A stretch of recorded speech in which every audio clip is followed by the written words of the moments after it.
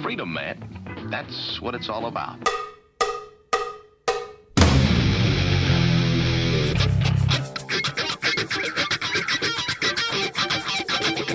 You've got to groove on freedom like the good book says.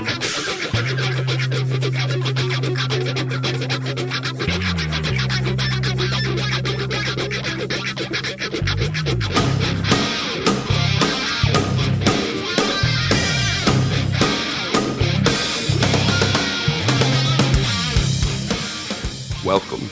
You are listening to What on Earth is Happening.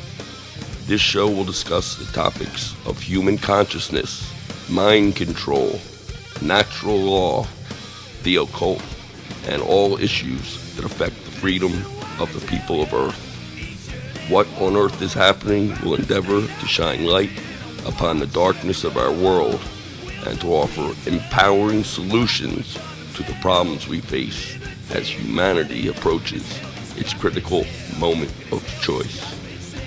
And now, here is your host, Mark Passio.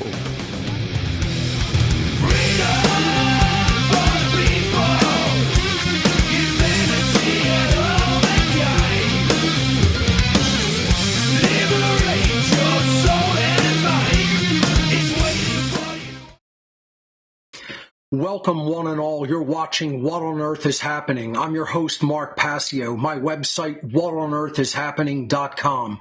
Ladies and gentlemen, government is slavery.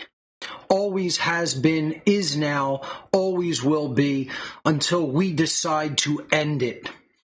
And here on What on Earth is Happening, we are ending slavery one mind at a time. Welcome and thank you for tuning in today. Today is Sunday, April 21st, 2024. This is episode number 290 of What on Earth is Happening. As always, What on Earth is Happening is a show of cumulative information which you should not begin watching at the later episodes, no more than you should begin reading a book halfway through the last chapter. You're not going to have the prerequisite knowledge that you require to understand the later information and some of the emotions that get carried with it. So, if you're a new viewer or listener, go back to episode number 1 in the podcast section of my website, whatonearthishappening.com, and listen and watch the episodes in order at your own pace, and an entirely new understanding will unfold for you, and a whole new worldview will develop. That is the entire purpose of What on Earth is Happening, and that is how it was designed to operate very deliberately. So if you take the episodes out of order, it's on you that you don't understand what's really being talked about because you don't have any of the knowledge of the previous 280 some odd episodes. So go back and watch and listen in order without skipping around, and you'll understand exactly what we're talking about this late in the game. That being said, today's episode is going to be a continuation of our Unholy Feminine series, Revisited. It's the Unholy Feminine, Neo-Feminism, and the Satanic Epi-Eugenics agenda, revisited and extended. This is part 12 in our ongoing series. Thank you to Will Keller for the great artwork that he provides title cards each week. This is the title card for part 12 of this ongoing series. Let's do some housekeeping announcements and then I'll jump into the subject material for today. We are on a live 3-hour show format from January through June. So we have another, 2 months of What on Earth is Happening before I begin teaching the How to Become the True Media seminar for this year. And then the show will be on hiatus from July through December. We're simulcasting on 10 different platforms: whatonearthishappening.com, onegreatworknetwork.com, Telegram, Twitch, YouTube, Facebook, X, Rumble, Odyssey, and DLive. So we are simulcasting on more platforms this season than ever before. I'm happy to has been going very well each week. Available now at my gifts area of my website, What on Earth is Happening donation gifts at gifts.whatonearthishappening.com. My 5 newest and most recent presentations, including Government is Slavery, The Real 7 Deadly Sins, Technology's Critical Role in the War for Freedom, Why We're Losing, 7 Reasons the Freedom Movement is Failing, and of course, the big presentation that I gave last year, 2 Masks, Same Face, the Dark Occult Origins of Communism and Nazism, of Nazism and Communism. This was delivered October 21st of last year, and all of these titles are now available in my gifts area of my website on both flash drive and DVD.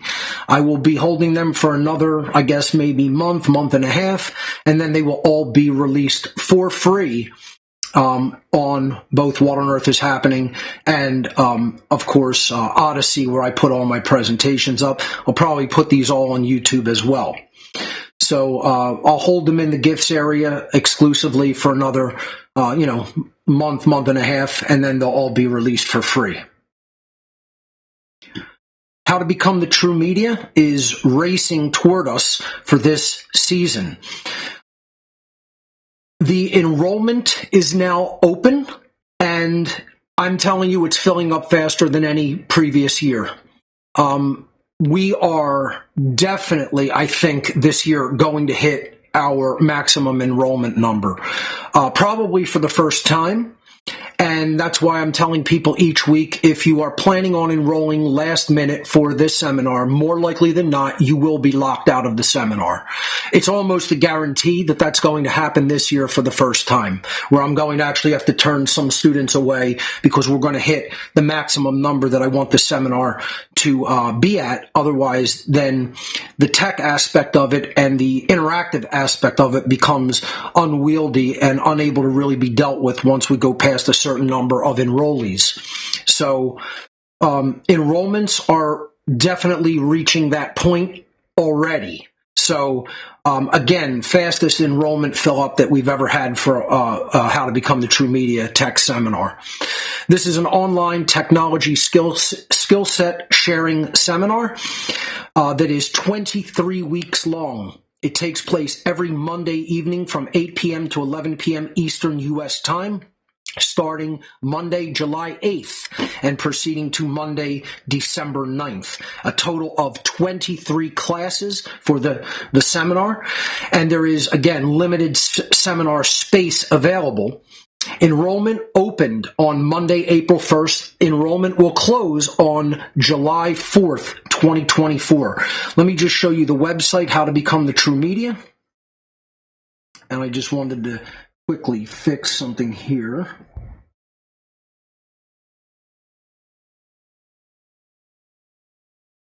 I had an incorrect transition there.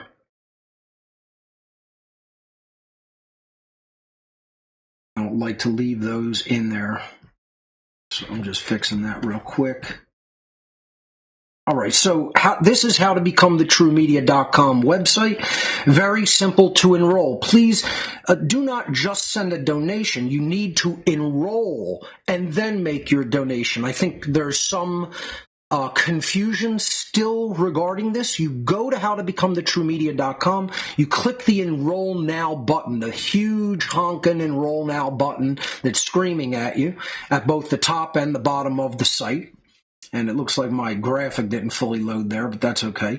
You hit that, it'll open up a new browser tab or window, and you're going to see the actual enrollment page. This is the enrollment page where you could add an enrollment to the basket, and then you could check out through these following donation methods: Cash App, GPay, Wise, Zelle, 9 different cryptocurrencies, and personal check or money order. To do that, you would write to us to ask for the address to send your personal check or money order to. Okay, that's this link down at the bottom here. Okay, so I'm not going to go through all of this stuff today, but just let people know it is a private donation of $523 for the enrollment for all 23 weeks of the seminar. Internet enrollment closes July 4th at 11:59 p.m. Eastern Time. You could check out all of the skill sets that are going to be taught in the seminar.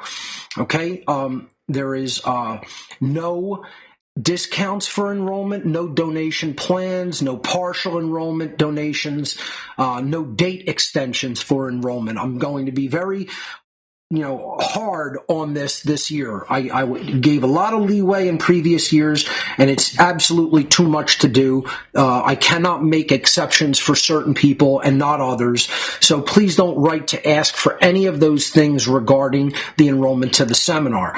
The classes are hosted live. They will not be recorded. You can record your screen if you attend, if you wish to do so and know how to do so, as long as those screen recordings are not shared. The only computer requirements is a desktop computer or a laptop that will run Telegram desktop software. I don't recommend using Telegram on a mobile device, either a smartphone or a tablet, to attend the seminar. You will not get the quality that you really want if you attend that way. You want to attend on a desktop, preferably with a decent sized screen. I would say a 24-inch monitor.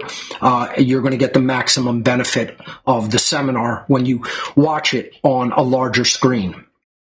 Enter your correct and valid and up-to-date contact information, both email and phone number, because if we cannot contact you, we cannot address any issues that you might have in actually getting into our Telegram group. So please make sure you give accurate contact information.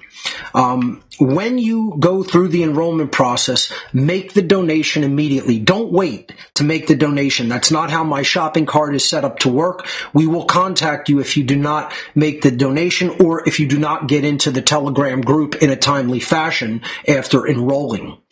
Okay? Those are basically all the announcements regarding the enrollment process for how to become the true media this year that I wanted to go over.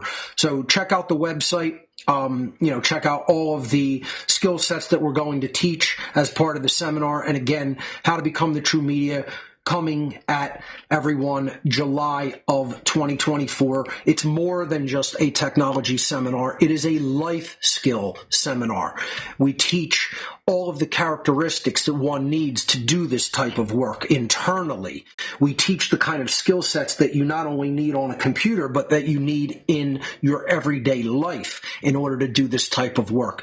So if you know a lot about what's going on in our world today and you want to do something to contribute to making it better, How to Become the True Media is the seminar that you're going to want to look at taking. Let's go back to the housekeeping announcement slides. OneGreatWorkNetwork.com, running strong with over 70 content creators. Some of the best content you'll ever find online.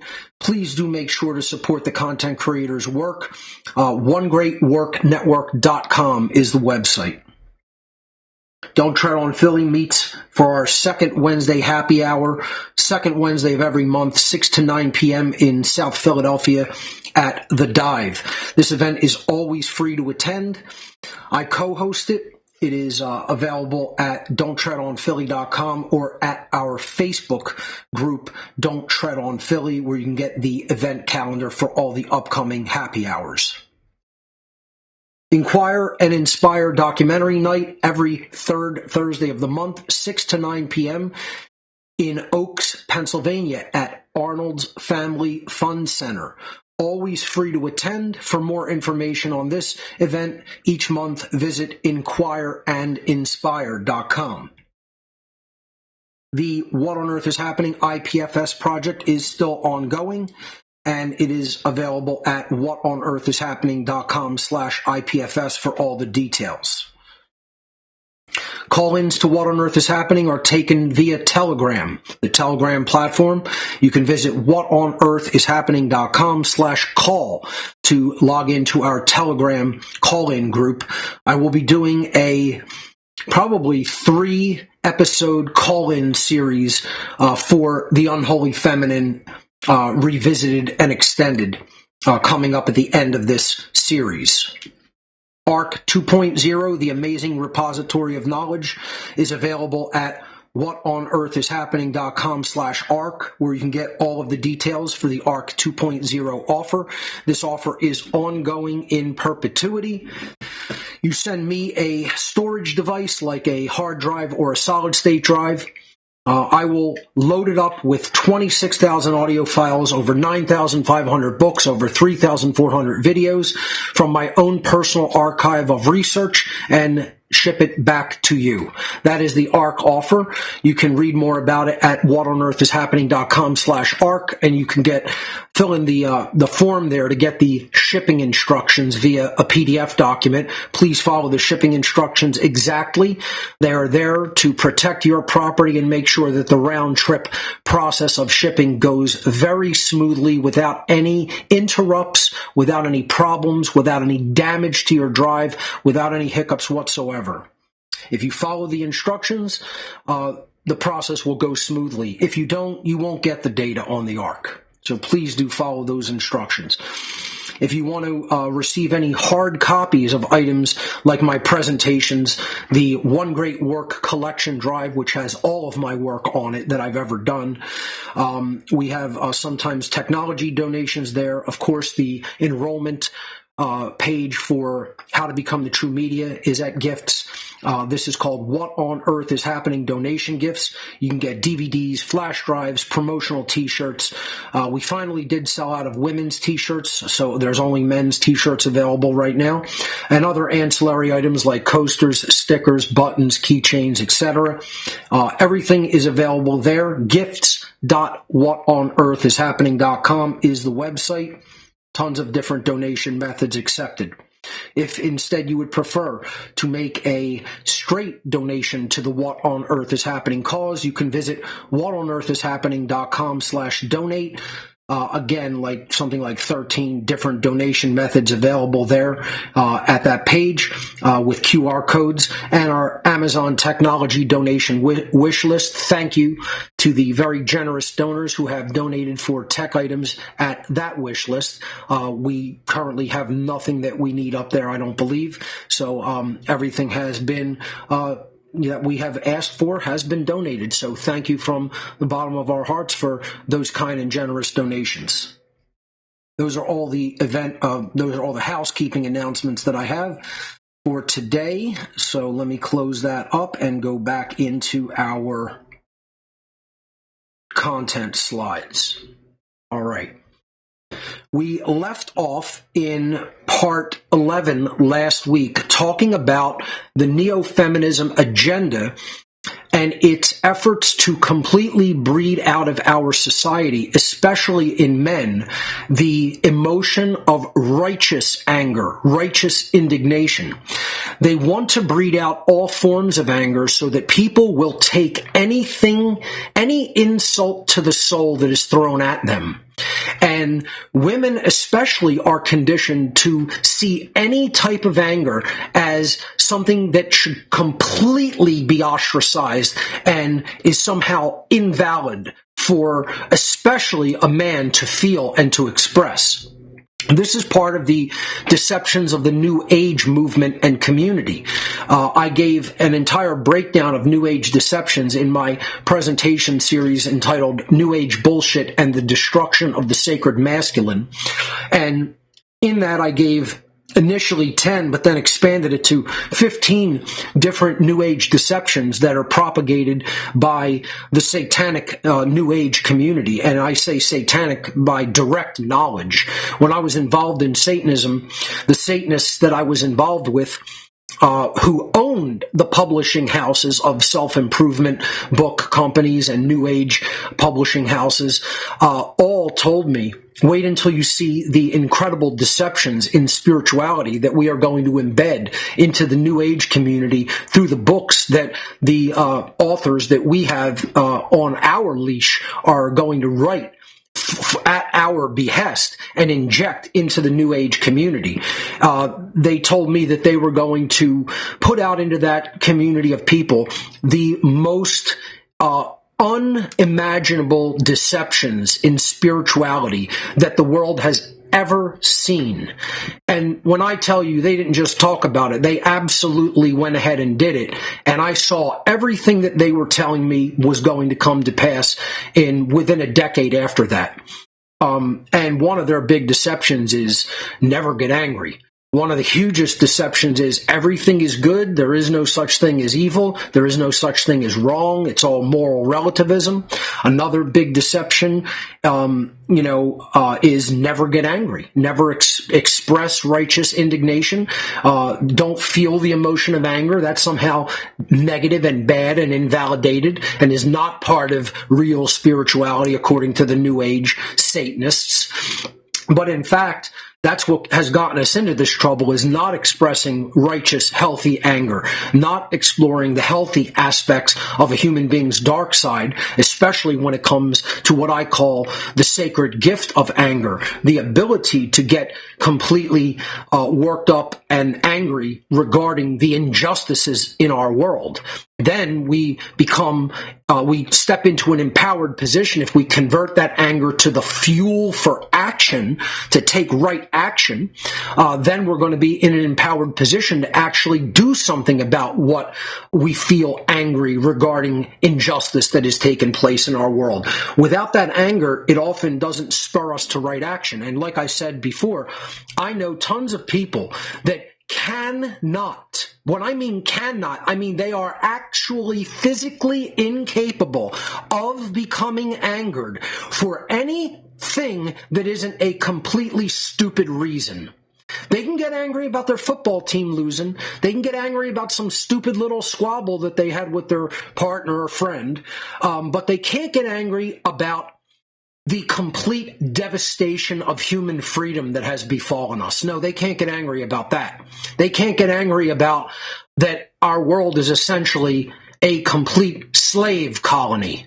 No, they can't get angry about that. They're incapable of becoming angry about that. You know what they can't get angry about? All of the children that are raped and murdered by this sick, twisted, psychopathic, satanic cult that rules the world. They can't get angry about that. That's meaningless to them. That doesn't spur any emotion whatsoever inside of them. But they can get angry about their basketball team losing. They can get real angry about that. Sports quack, ladies and gentlemen, sports quack. George Orwell himself would be horrified if he walked into a pub in modern American times, because all he would be hearing is sports quack. He wouldn't be hearing even duck speak. He wouldn't be hearing governmental inspired duck speak like he wrote about in 1984. Oh, no. Now, we're not even there. We're beyond that point where all you hear when you go into a public place in modern America is fucking sports quack. Okay?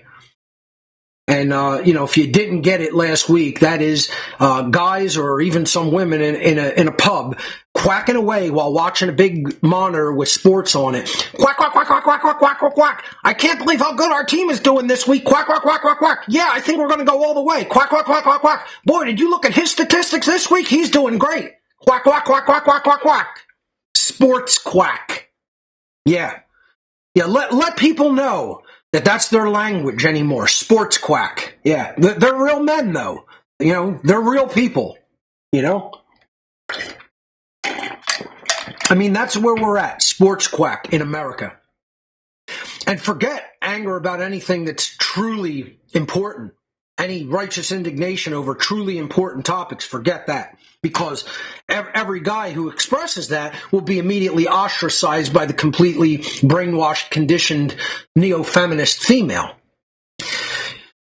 Breeding out righteous anger. Conditioned women are being engineered to reject all forms of the emotion of anger when displayed by a male from a very early age. The conditioned women in our society today are taught the, quote, New Age deception that anger is an invalid emotion that human beings, especially men, should never openly display. Of course, this tactic is used to suppress righteous indignation toward the iniquities that are taking place in our world so that the powers that be can go on ruling unchallenged. The social engineers know exactly what they are doing.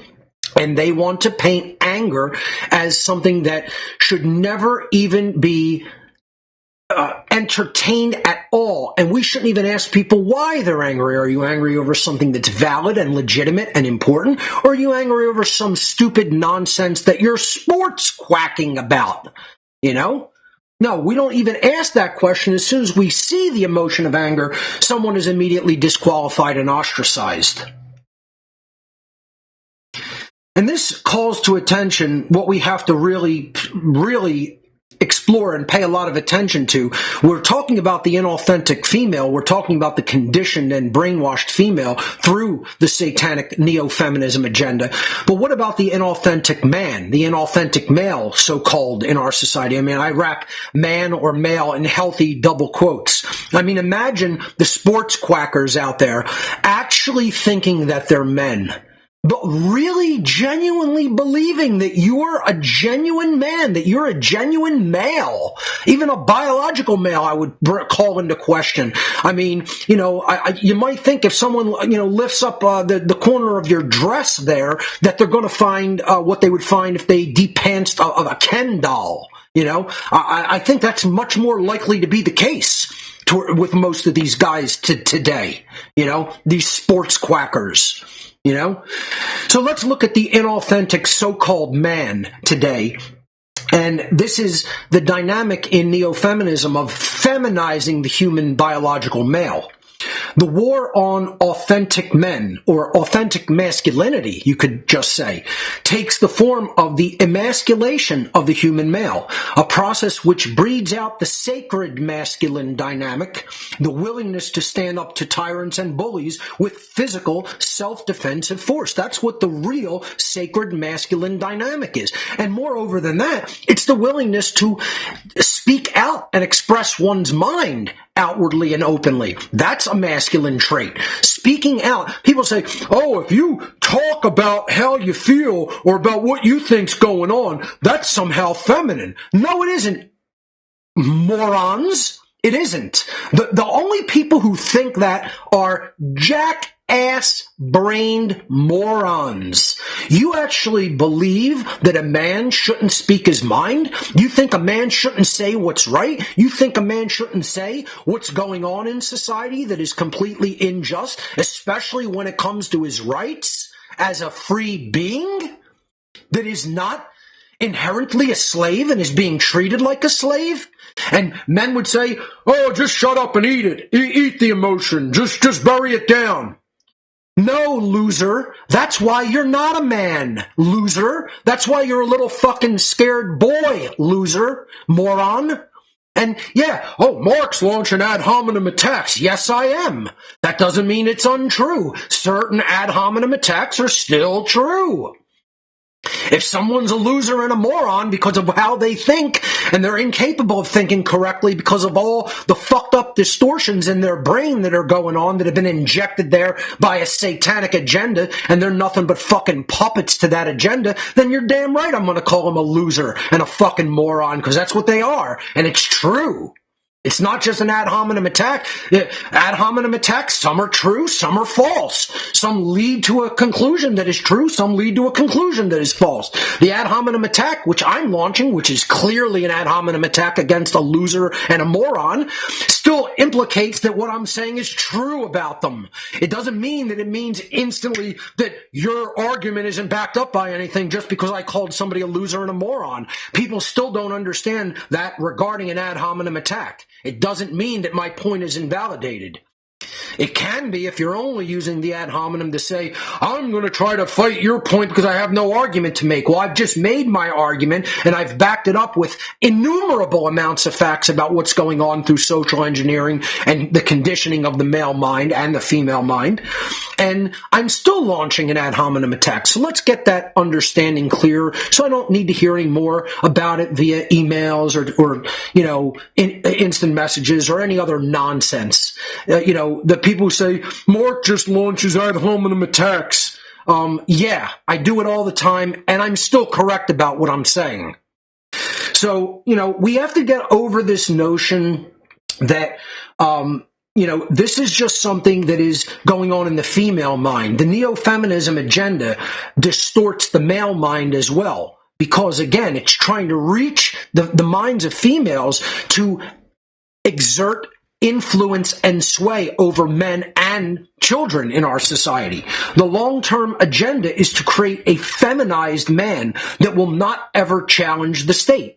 So again, it's about not speaking out. Then when time comes, people who didn't speak out aren't going to be all trying to defend themselves with physical self-defensive force. They're the most likely to cower under the staircase and hide.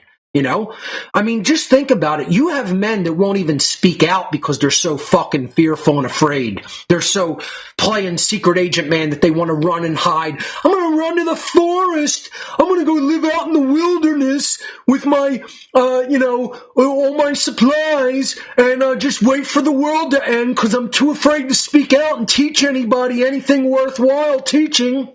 These are all the so-called male morons. You're not a man. You're a fucking donkey is what you are. You're a jackass donkey.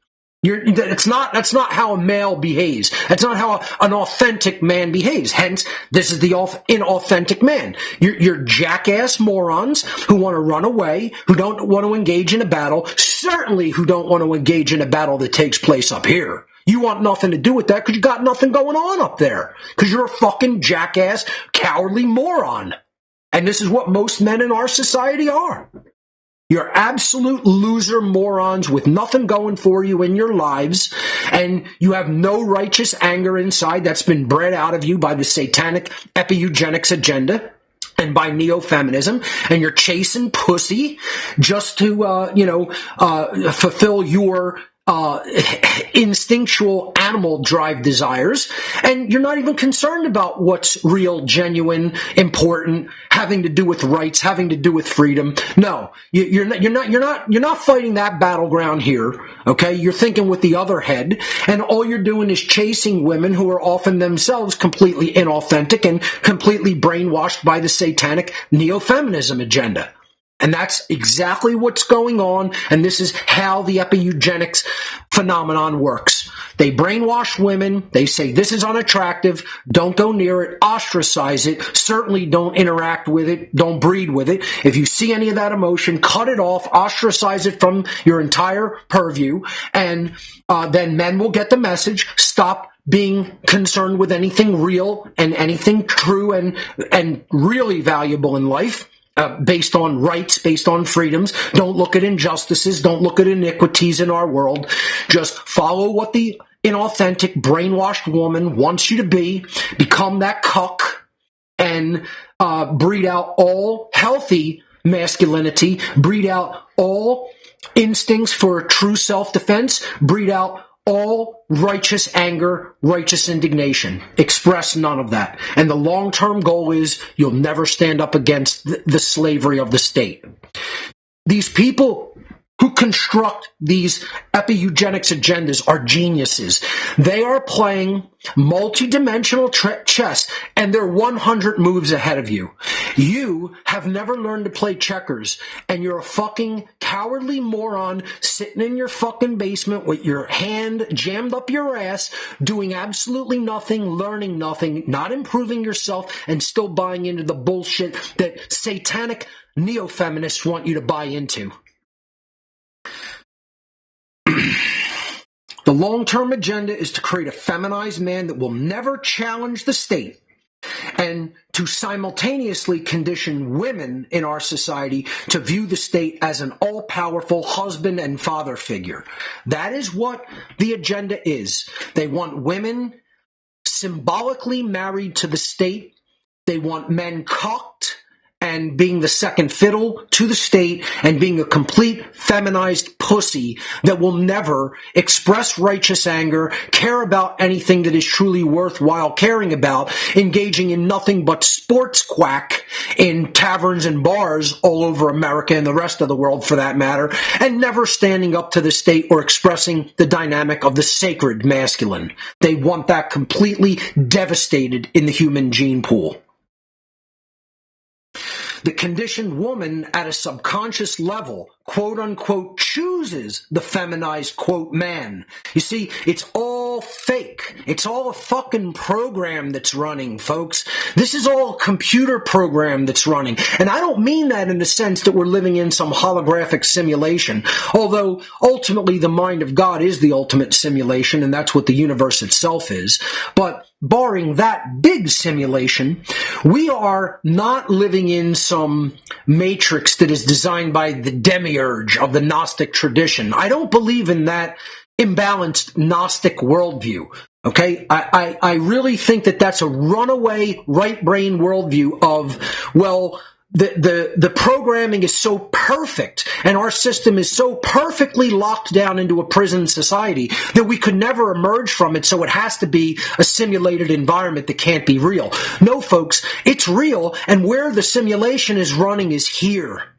It's not external to the self holding us in it like a prison. We are building the prison, invisible prison bars through how we think, through the distorted thought forms that we allow unfiltered like a virus into the human brain, and then we express our actions based on those completely erroneous thought forms that aren't really ours. They've been injected into our mind system, which operates like a computer system, like a virus. It's been injected into the brain computer like a virus is injected into a physical computer. And we don't have the virus scanning heuristics operating like a virus scan. We don't have virus disinfectant software. We have no security software installed that's running heuristics to check the bullshit viruses that are going right into the human brain and then expressing through our behavior in the world. And then we wonder why the world is chaotic, unbalanced, leading toward disorder, leading toward disarray, leading toward slavery. We sit there in a dismayed awe. We're sitting there in dismayed awe at how could this have happened? How could we have let it get to this point? And no, you're really confused about it, Yeah, and people are. They really have no idea that the thoughts that they are thinking are not even theirs. They really believe they came up with these ideas and are thinking them themselves. They really, truly, genuinely believe it. That's how perfectly possessed they are. That's how perfectly programmed they are. So, the conditioned woman who has bought into the neo-feminist satanic epi-eugenics agenda, operating that virus at the subconscious level of the mind, goes out and looks for the man that the agenda told her to look for, which is the cuck, which is the completely feminized man with no true masculinity, who is just going to follow all of the traits and characteristics and behaviors that the agenda wants for the man in society, wants for the male.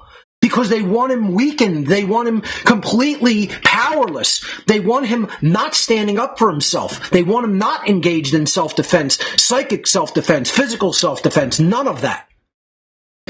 So the conditioned woman will quote-unquote choose. It's in quotes because she's not really choosing him. She believes she's choosing what she wants, but that's all part of the agenda that is scripted for her. That's the virus program that's running. Chooses the feminized man, in double quotes. He's not a man. He's not even a male. Like I said, you take down the guy's pants on the left, he's going to look like a Ken doll underneath. That's not a man. That's a puppet. That's not just a puppet. That's a muppet. Okay? And that's what his god, Bobo the Clown, told him to be like. Be the boardroom so-called man. Or be a complete cock, like the image in the middle image there, Be a total feminized cock, Be somebody that can't even grow facial hair. Be somebody that, runs away if a gun is fired instead of trying to understand anything about firearms. You know how much, I really need to get back to harping on our European brothers in this one because, my God, how many people throughout the entire continent of Europe did this agenda just go to work on? And most of you guys never had true masculinity bred into you in the first place, and your guns were given up before you were born. you know? Talk about people not being even given the opportunity to express true masculinity, positive masculinity, about human innate rights and freedom. They've had their balls cut off since long before they were born. You know, genetically bred not to want self-defense and not to, think of firearms as necessary and important. I mean, imagine that. Like I said, your government decides to execute the people. Your government decides to go on a campaign of persecution and eventual extermination. You guys are going to bend over and pucker up and kiss that ass goodbye. You're going to lick that ass goodbye is what you're going to do, you know? And, I don't care who it alienates. You don't like what I said? Go fuck yourself. It doesn't matter to me. You know, we have our guns here and we're not giving them up. And anybody that thinks we're going to give them up and thinks you're going to get them, you're going to get nothing but the fucking ammunition. You know, it's like you want to play that game, find out how it's going to end for you. And like I said, to get the guns away from Americans, you better be prepared to drop an arsenal of hydrogen bombs on this country. That's what you'll have to do. And you'll get them that way, but you ain't going to get them any other way. And then you'll show the world exactly who you are by doing that. And we all really, anybody who with half of a fucking brain that doesn't have a fucking, monkey's brain where you poured fucking hydrofluorosilicic acid all over it, already knows who these people are.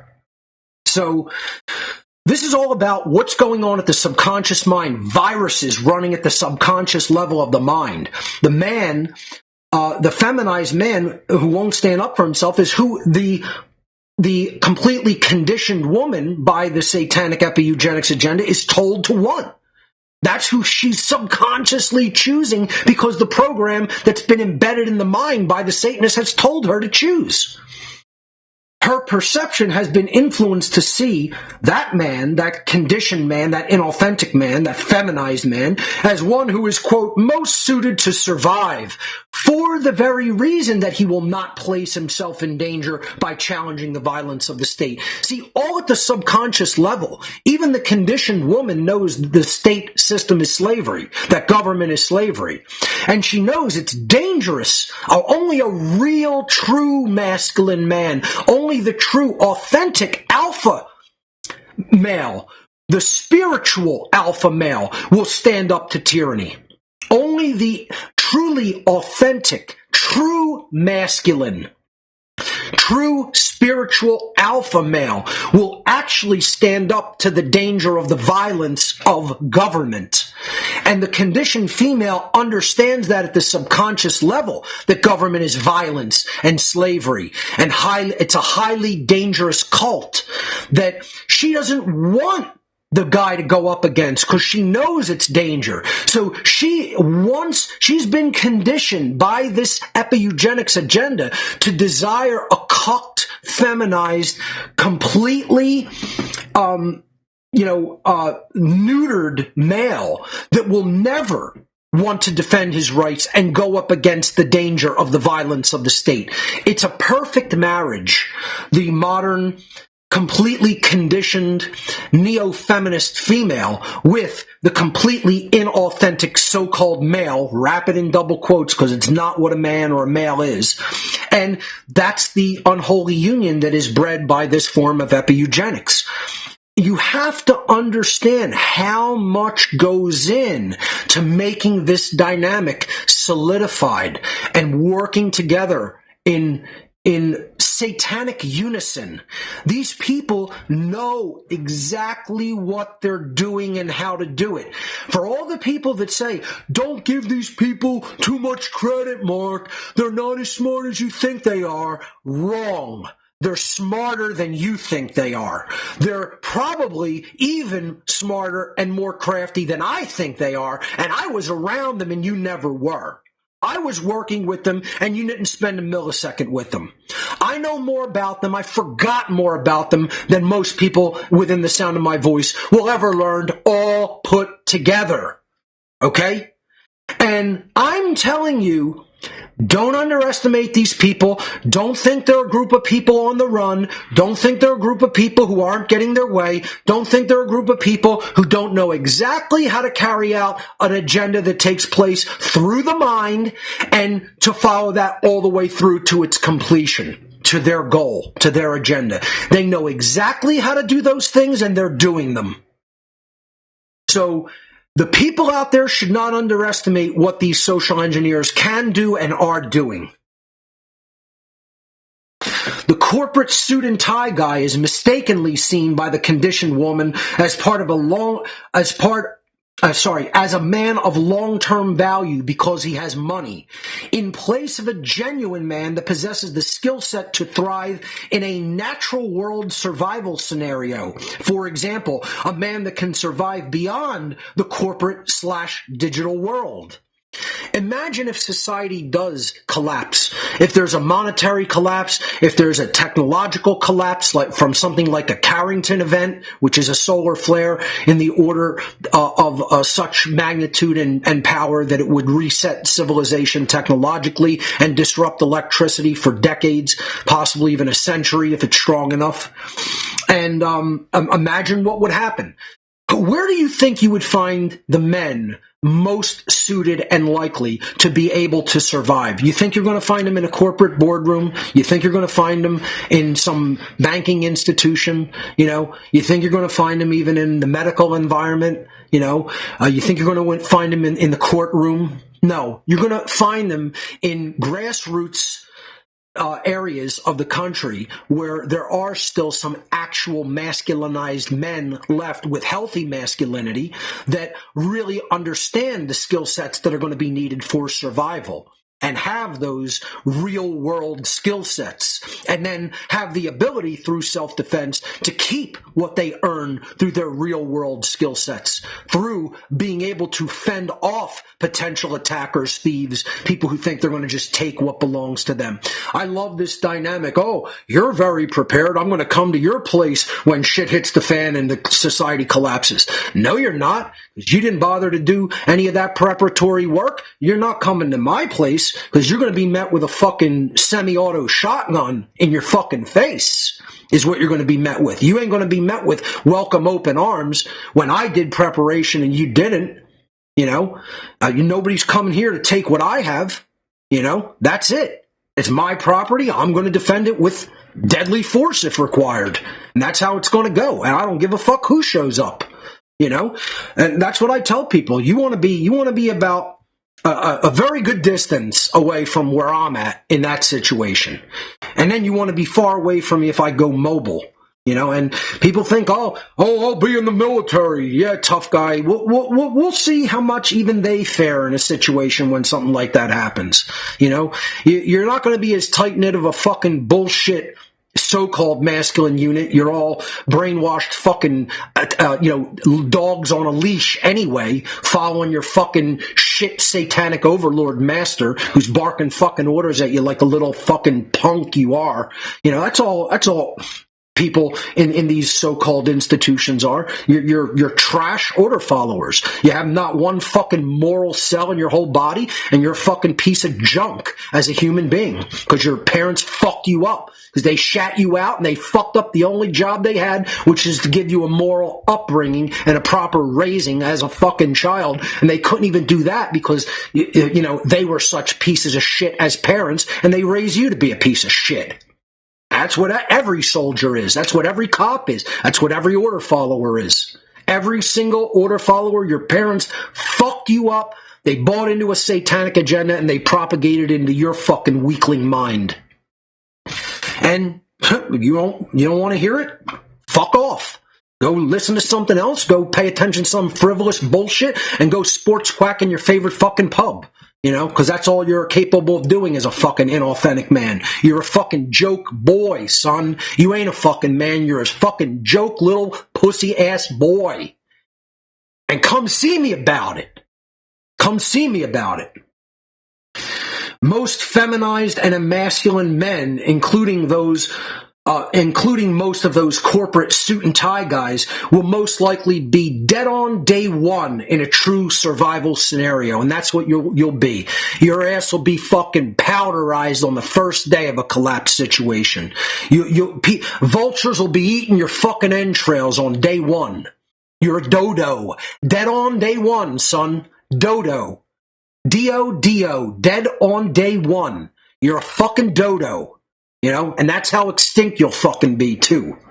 And this is what people just believe. This system will go on indefinitely. There'll never be a collapse. Nature can never destroy humanity. You'll find out. You guys you're such fucking weaklings. You've never even been hit with a strong wave in the ocean. You don't even know what that power feels like, let alone nature truly unleashed on humanity. You're not standing against that force. You're going to be a speck of fucking dust in the wind in force like that. You've never been clapped in the face by a strong wave in a fucking body of water. You don't even know what that feels like, let alone being actually in a fight. You've never been even hit by a strong fucking wave and feel that nature force. How practically powerless somebody's going to be. Imagine real nature forces coming at humanity. You're going to turn over and you're going to pucker the fuck up and see you later, little fucking monkey man. That's going to be goodbye to you. And people just think that can't ever happen. This system is eternal. It's going to go on forever and ever and ever. And you're just fucking jokes. You're mental jokes is what you are. And you were never a man. You never even experienced masculinity, truly. You have the false appearance of being masculine. You are a pseudo-biological male, number one. Like I said, most of you pull down the fucking pants. It's going to look like a Ken doll, and we're going to need a fucking telescope to if there is anything there at all, you're going to need a telescope to find it. You're going to need a good fucking, good set of optics, okay? You're going to need some field glasses there, okay? And in addition to that, you got no skill sets. You don't know how to fucking do a fucking thing. I'm telling you, look, I could just go on endlessly harping and raging about people who actually even do interact with what on earth is happening and are trying to gain knowledge, and I see it. People have no skill sets at all. They don't know how to pack a fucking box. You don't know how to wrap an item in a box and make sure it's packed tight, let alone fucking the skill sets you're going to need in a survival situation. You can't fucking bubble wrap around a fucking hard drive the right way so that it doesn't bounce around in the fucking box when you send an arc drive. What do you think is going to happen to you when shit really fucking hits the fan in this world? You really think you're going to fare fucking well? You're going to blow away in a strong breeze is what you're going to do. Men are a joke. Most men are a complete laughing fucking stock joke in today's world. And then they want to fucking argue with me. They want to say I'm wrong about what's happening. They want to say I don't know what Satanism is. They want to say the occult doesn't fucking matter at all. They want to say fucking we don't need to know all this, Mark. They want to say this isn't the dynamic that's happening with women and men. No way. That would be impossible. They would have had to get to everybody's mind through all the institutional bodies of our world, and that would mean that Satanists would have to control those institutions. Impossible. They want to tell me they know more about Satanism than I do when I was a priest in the fucking Church of Satan. I was clergy. And people who have never been involved for one fucking second want to tell me what Satanism is. You fucking cucked out morons. You're cucked, bitchy morons. That's what the fucking so-called men, they're worse than what the dude here on the left looks like. Worse. Way worse. Because they're dead here. And that's the most effeminate fucking thing that could possibly happen to a man, is you're fucking killed up here. Okay? And most men, you're already fucking dead. You're already destroyed. That's why they call you the fucking dead. That's why your owners call you the dead. And they are correct. You are the dead. Part of the Neo-Feminism agenda to create the weakened male is to breed out all true righteous rebellion. They don't want any real rebels out there. They want people who think they're rebels because I'm going to dress different than my parents did, Mark. I'm going to get a whole bunch of fucking tats. I'm going to get all tatted up.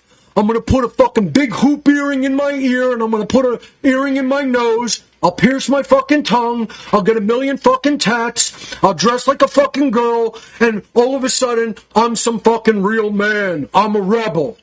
No, you're a fucking weakling moron. is what you are. You're a fucking weakling fucking moron that fucking got completely destroyed in the fucking brain by the Satanists who gave you your fucking idea of rebellion, your bullshit idea of rebellion. That's not rebellion. Rebellion is truly understanding the nature of slavery and how to end it. And that doesn't just mean hating the state. That means understanding objective morality and natural law. You know, we have 1 million people in the freedom movement there, but there's no real freedom movement. It's a my freedom movement. They're all still in a satanic mindset. They bring their mindset into the fucking thing that they need to understand, and they leave anything that disagrees with their egotism on the back burner. This is what I call the My Freedom movement. They want it their way. They want to tailor the freedom movement to certain aspects that they find desirable, and anything they find undesirable, like objective morality or natural law, they want to cut all of that away. They want to say, that's fat that we're going to trim off of this steak, and we're just going to throw it out in the garbage. No, that is the actual real essence of the thing that you can never separate from it, and that's why you don't understand the dynamics to create true freedom or create slavery. And that's why we don't have a freedom movement. We don't have a movement of true rebels against the state, because it's been bred out of most men. Rebellion against the state, a reverence for true freedom, and placing high value on personal responsibility and individual rights are traits that are being deliberately bred out of humanity through the Epi-Eugenics agenda, because such traits are undesirable to the ruling class. Socially engineered traits being bred into the, quote, new human, the new man. It's a term that the occultists use. The new being, the new human, the new man, the new woman, include a fear of going against the norm, docility, submissiveness, obedience to authority, and, quote, going along to get along. All the people who fancy themselves leftist liberal rebels in the 90s who were real anti-war are now all of a sudden champions of war. Those who were against the brainwashing of the state and saying that they were curtailing free speech are now all for the mainstream media and government-approved sources, authoritative sources, and are all for censorship. All of the so-called previous rebels, because you were never real rebels, you were always fucking fake-ass rebels. You were fake. You were in a state of fake mental rebellion that your masters told you to be like. You never truly rebelled in a real sense. You never really had your own thoughts. You only had injected virus thoughts. And now you've become champions of authoritarianism. All of the old so-called liberal brigade are now the most brainwashed, going along to get along, submissive and obedient to authority jokes that you could ever imagine in today's society. You're all authoritarian trash. You're the same kind of people that fucking Hitler used to exterminate Jews during the Holocaust. You're useful fucking morons. They got him and the occultists that led the Nazi regime brainwashed their people with fucking mind control tactics and got them to carry out their sick, twisted, occult fucking bidding.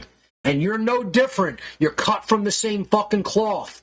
All of the fucking communists during the Bolshevik Revolution, they wanted to bring in a sick, twisted, authoritarian state into Russia, and then eventually throughout many nations of Eastern Europe, and created one of the most oppressive regimes the world has ever seen, and responsible for the murder of nearly, 60 million people or more. You're cut from the same fucking cloth as all the fucking bullshit, submissive, docile order followers completely marching to the obedience of authority drum. You're no different than them up here. You're no different from them in here. You got the same dumbed down, virus-based, completely distorted thought mechanisms running through your fucking empty fucking head, dumbass. You got the same lack of fucking true care. You don't have any true heart developed. You have the appearance of caring about anybody else, but you don't really. You're fucking inauthentic. You're an NPC. You're a fucking bullshitter. You're a loser. You're a coward. You're a moron. You're everything that's bad in humanity. You're a piece of fucking dirt.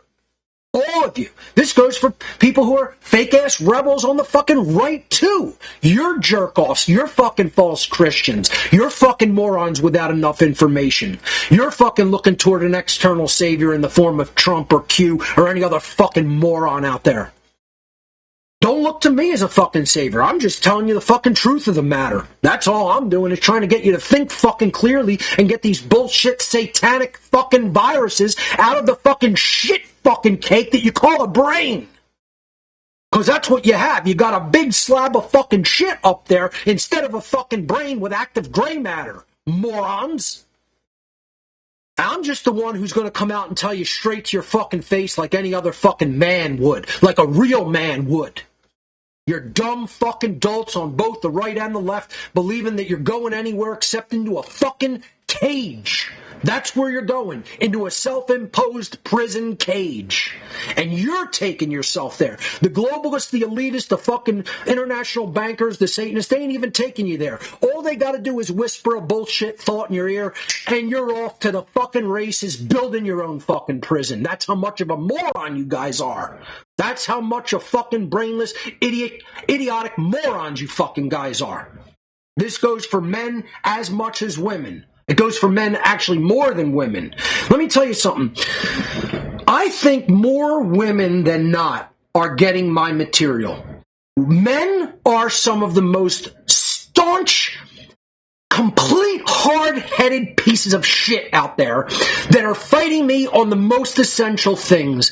They're fighting me on what Satanism is because they're brainwashed loser religionists, and they're fighting me on what human nature is. I'm going to make, I think I've decided, I will be making a new long-form presentation, and possibly the presentation will be the basis of a new documentary film. I'm announcing this here for the first time today. I'm going to make a all-day presentation about the most resisted truths in the entire world. The most resisted occult truths that exist on Earth. The things that the occult rulers of humanity know are definitively factually true, and that the human species is the most resistant to accepting as being true. That is keeping the population enslaved by nature, by the very nature that the population at large does not know the things that the occultists know. And the main things are, what is the belief system of Satanism and what is human nature? If you don't have those two things as the foundational underlying basis of any worldview that you take, if you don't know what real Satanism is and you believe the bullshit religiosified version of Satanism, the bullshit version that's told to you by your loser-ass fucking boy fucking priests, okay?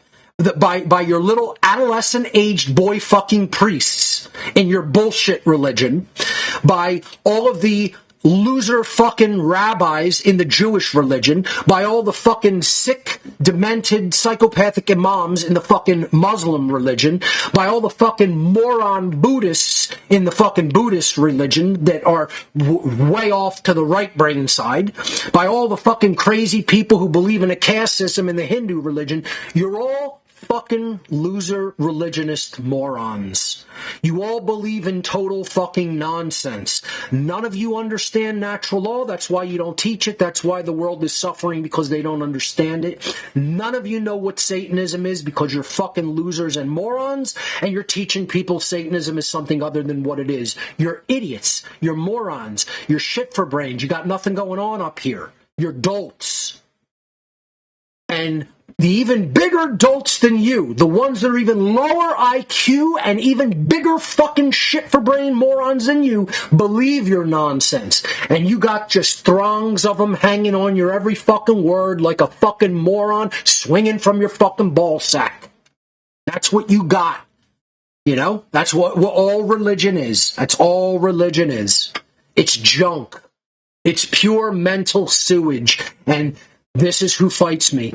Garbage for brains, religionist morons who want to believe Satanism it's the worship of a big god with big horns, and he's got a tail with a spike on it, and he's got hooves like a cow, and he's got a pitchfork, and he's all red, and my priest told me it's real. And let's hear from some of these experts, because we have some of them in studio. Let's bring them in. Mark, Satanism is not egotism and moral relativism and social Darwinism and a eugenics agenda. No, it's not there for the masters of the world to take this worldview and then make everybody else slaves. That's not Satanism. No. My bus driver on the short bus told me last week that Satanism is when we bow down in front of a guy with a big pitchfork and he's got horns and he looks like a bull and he's got hooves, and this is what Jesus wrote down in the New Testament, and this is what my pastor told me when he raped me violently and made my ass bleed. You didn't hear? You didn't get the memo? I'll send you an email, okay? Team Humanity out! Never gonna get it, never gonna get it, never gonna get it, never gonna get it, never gonna get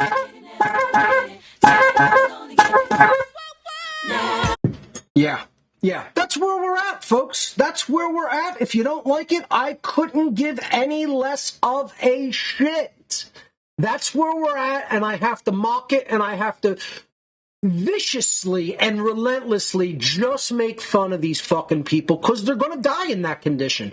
You are hammered shit for brains, moron retards, and you'll never get it. You're going to die in that condition, and here's the reason they're never going to get it. It's not just because they're retarded. It's because our community of the people that actually do understand it failed at speaking it and publishing it. They failed at speaking it and publishing it. I've been watching the new series called Franklin, which is absolutely excellently done. I would highly recommend it. I just started it. And there's a scene in there where the authorities in France, where Franklin is visiting to try to garner support for the American Revolution, and he's trying to basically reach the ear of the King of France so that he could be sent money and reinforcements and men. To press their attacks, their campaigns against the British forces in the colonies and free it of crown control. There's a scene where the French authorities, basically directed by liaisons of the British, because they're supposed to be partners or at least allies on paper, but the French really, especially the working class French, love the idea of America and love its true rebellion against the crown and support the Revolutionary War. The royals and the bureaucracy of France are still allies with the British at this point, and they don't want them discovering that grassroots support and, in some cases, actually sending arms and supplies to America to aid the American revolutionaries. So there's a scene where the authorities come into Franklin's place of residence in France, and they destroy his printing press. And this was the equivalent of censorship of his time. Destroying the printing press, he can't get the word out to many Frenchmen as to what's going on in the current state of the American Revolution in 1776. And that is the equivalent of taking computer technology out of people's hands today. That is the equivalent of big tech censorship. That's the equivalent of, that was the most modern communication and publishing tools of that day, of that time period, that era. And today, computers are the most modern representations of communication and publishing technologies in our time period. And all of the people out there who want to insist that I'm wrong and they're right, or all of the people who don't get it, all of the retards out there, all of the morons, all of the religionists, all of the fucking people who don't understand what Satanism really is, all of the people that don't understand what human nature really is, they remain that way. They remain that stupid because our so-called team's failure exists in not getting the word out to them. We failed at our mission. We didn't do the great work. We didn't reach out with modern communication and publishing technology called computing technology and the internet to these people's minds and help to take them out of their bullshit worldviews. We did not influence their thoughts. Instead, bullshit religion and bullshit statist media influenced their thoughts. Nonsensical scientism, nonsensical religionism, nonsensical statism were all the deep influencers of these people's, of these idiots' thoughts, these retards' thoughts, instead of the people who say that they're in the real freedom movement and they want freedom and they understand natural law and they understand what real Satanism is and they understand what human nature is. We failed at that. Okay? They shouldn't be this retarded if we were doing our jobs the whole time. But no, what we have are people who want to cheer people like me on. They want to cheer people like Alex Jones on. They want to cheer people like David Icke or others on without actually doing any work for themselves. They're just more idiots who externalize their power, give it away, say that's for somebody else to do. I don't want to actually get involved. I don't want to put any fucking skin in the game. Then they look around and they wonder, why is everything so fucking terrible? Why am I a fucking depressed piece of fucking dirt? You know, why can't I fucking motivate myself to do anything? Why is everything seem to go wrong in my fucking life? Why do I continue to fucking behave like a fucking weakling and a loser and a moron? It's a self-fulfilling prophecy because you've done nothing. What do you think's going to happen? Good things? You think good things are going to happen to people who do nothing in a war for freedom? You never learned how to fucking shoot at the fucking enemy philosophically? You never learned how to fucking use the modern weapons of war? Like a fucking computer and the internet? And you think you're some kind of a fucking good person that's going to prosper and things are just going to work out okay for? You're the fucking people that are the fucking problem, that have done nothing. And you still don't even understand that. You want to attack me for telling you that nasty. Mark, why are you berating me? Because you're a fucking weakling loser who did nothing in a war, asshole. Why am I berating and attacking you? You sat by on your lazy fucking ass with your hand jammed up your fucking ass up to the fucking elbow, and you did nothing in a fucking war for freedom. I'm over the top angry because of that. Yeah, I'm the problem, not the asshole who sat on their fucking hands with their thumb up their ass doing nothing while a fucking war for freedom is devastating us all. Tyranny's conquering us, and everybody's sitting back saying, that's for somebody else to do. I can't be, I'm too old. I don't have enough money. I don't have enough time. I'm too old. I got kids. I'm this and that. I gotta come up with some name for that. It's fucking old quack or whatever the fuck. It's old, dumb, lazy fuck quack. Old, dumb, lazy fuck quack is spoken everywhere in America and throughout the world for that fucking reason, for that matter. You know, I don't care how old you are. Age isn't an excuse. I don't care how little resources you have. Money is an excuse. I don't care how little time you think you have. That's not an excuse. I don't care how many kids you have. That's not an excuse. You can find a way to get involved. You can find a way to put skin in the game, and you're the reason this agenda goes on unchallenged. You're the reason tyranny is conquering us. You're the reason we're going into deep slavery and bondage. Don't blame it on the elitists. Blame it on, look in the fucking mirror and blame it on yourself for sitting back and doing nothing. You're the problem. You are the problem. You. Not me. Not Mark Passio. Not fucking people who have actually done something. I don't give a fuck whether you will say you agree or disagree. I could give a shit. I'm doing something. You're doing nothing. I've done an immense amount of work. You've done shit for work. I've put all my heart and soul into it. You've done nothing and you got no fucking skin in the game, loser. Let's get that fucking perfectly clear, because that's the exact truth of the matter.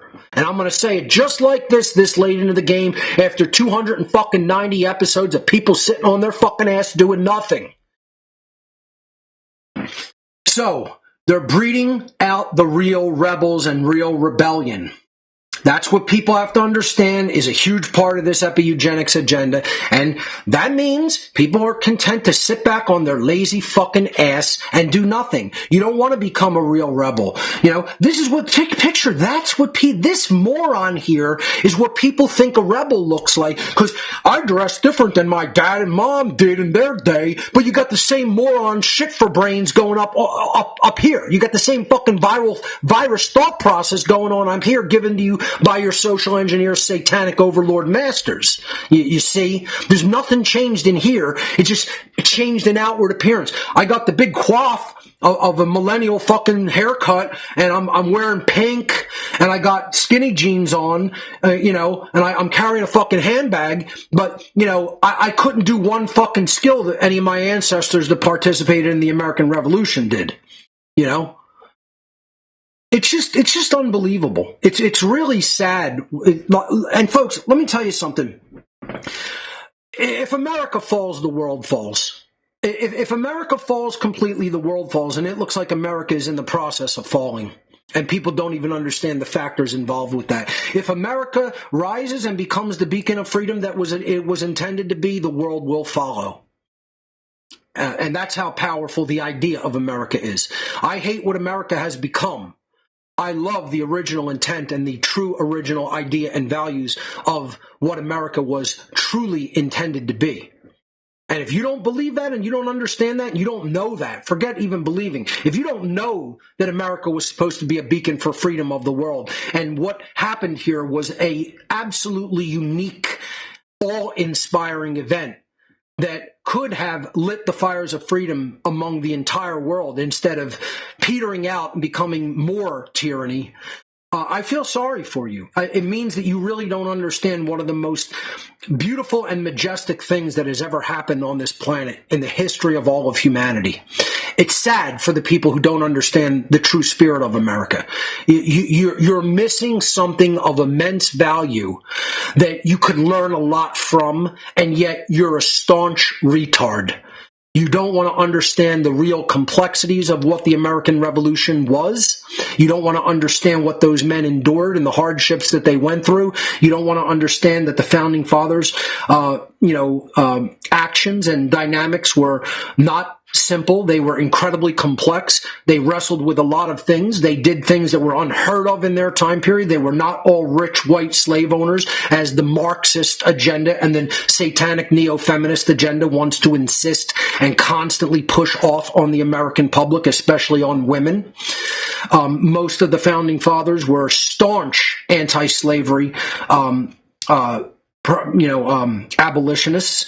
The ones that were given slaves as family inheritances did not want those things and were not allowed to release their slaves. They themselves could be captured and hanged if they did that. That is how brutally racist our country was during the time of slavery, when a slave was looked at as an animal, not a human being. And they, if they actually released a slave, they would be hung. And, this dynamic continued through the signing of the American Declaration of Independence, through the Revolutionary War. And, when the Constitution was written and ratified, that became a battle between statists and people who really wanted this land to remain truly independent. And that was the war between Federalists and Anti-Federalists, that unfortunately the Anti-Federalists lost. It wasn't a physical war, it was an ideological one. And that's what led America down its current path of enslavement. That we didn't really listen to the true revolutionary minds of that time, like Thomas Paine. It's a shame that things went that way.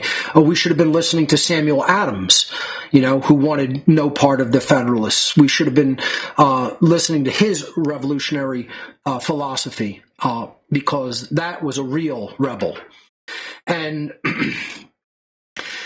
what America has become should not be made equivalent in anyone's mind to what it was originally intended to be. If you try to make those things equivalent, you are missing a huge part of what the original intent of this country was designed to be. And I'm not talking about it as a nation state. I'm talking about this country as the land and its people, especially the mindset of the people. If we would have listened to Sam Adams and some of the other Bostonians after the American Revolution, we would have kicked the Tories out into the middle of the Atlantic Ocean and sent them packing and not left them here to breed and inject their poisonous statist bullshit into the minds of people. I mean, Benjamin Franklin's own son was a fucking dirty, rotten Tory who sided with that psychopathic lunatic fucktard George III. A retarded fucking psychopath calling himself a king. You're the king of a big glop of shit, is what any person claiming to be a fucking king is, number one. You believe in fucking royalty. Imagine, we have fucking loyalists living among us today that actually believe that the American Revolution shouldn't have taken place and we should have remained fucking loyal to the crown. I swear to God, we have people like that in America today.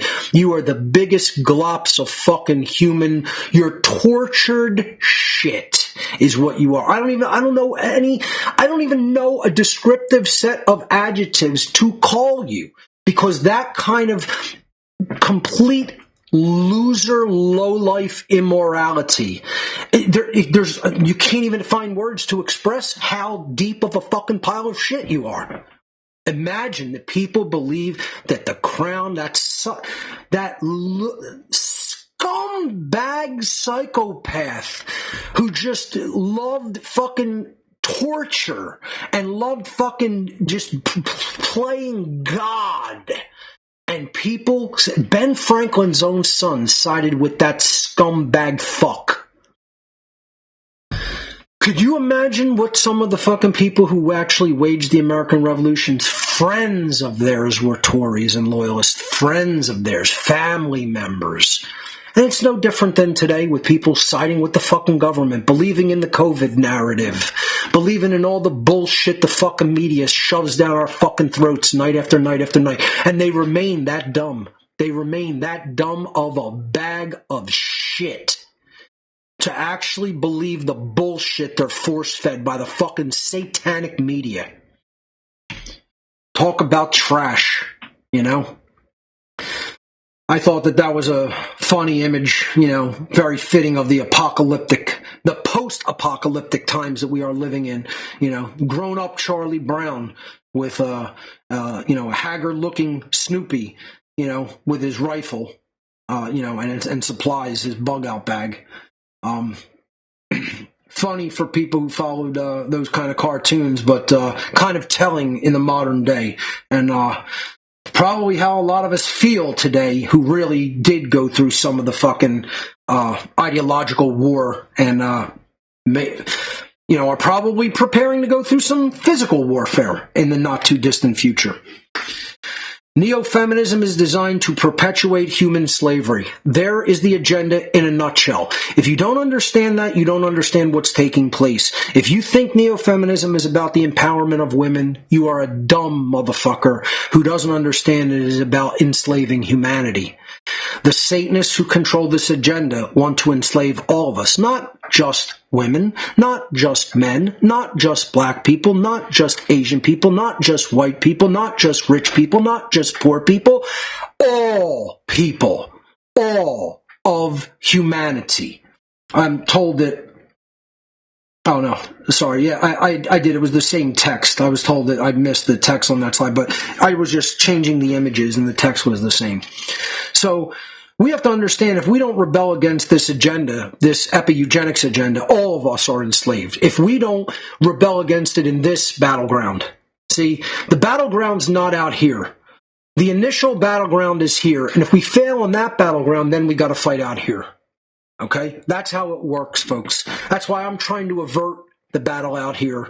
I'm trying to save people's lives. I'm trying to save enormous bloodshed. I'm trying to save the death of countless animals. I'm trying to save the rape of countless women. I'm trying to save the destruction of countless amounts of infrastructure. I'm trying to save human devastation and ultimate annihilation by explaining to you, you got to beat them here. If you don't beat them here, then everything gets destroyed out here. That's how the dynamic works, folks. That's how nature teaches us the lessons that we refuse to learn. If we learn the lessons, we win this battlefield, we win on this battlefield, and by extension, we win on this battlefield. If you don't understand that, you're still a fucking dumb dolt that needs to really get your mind in order.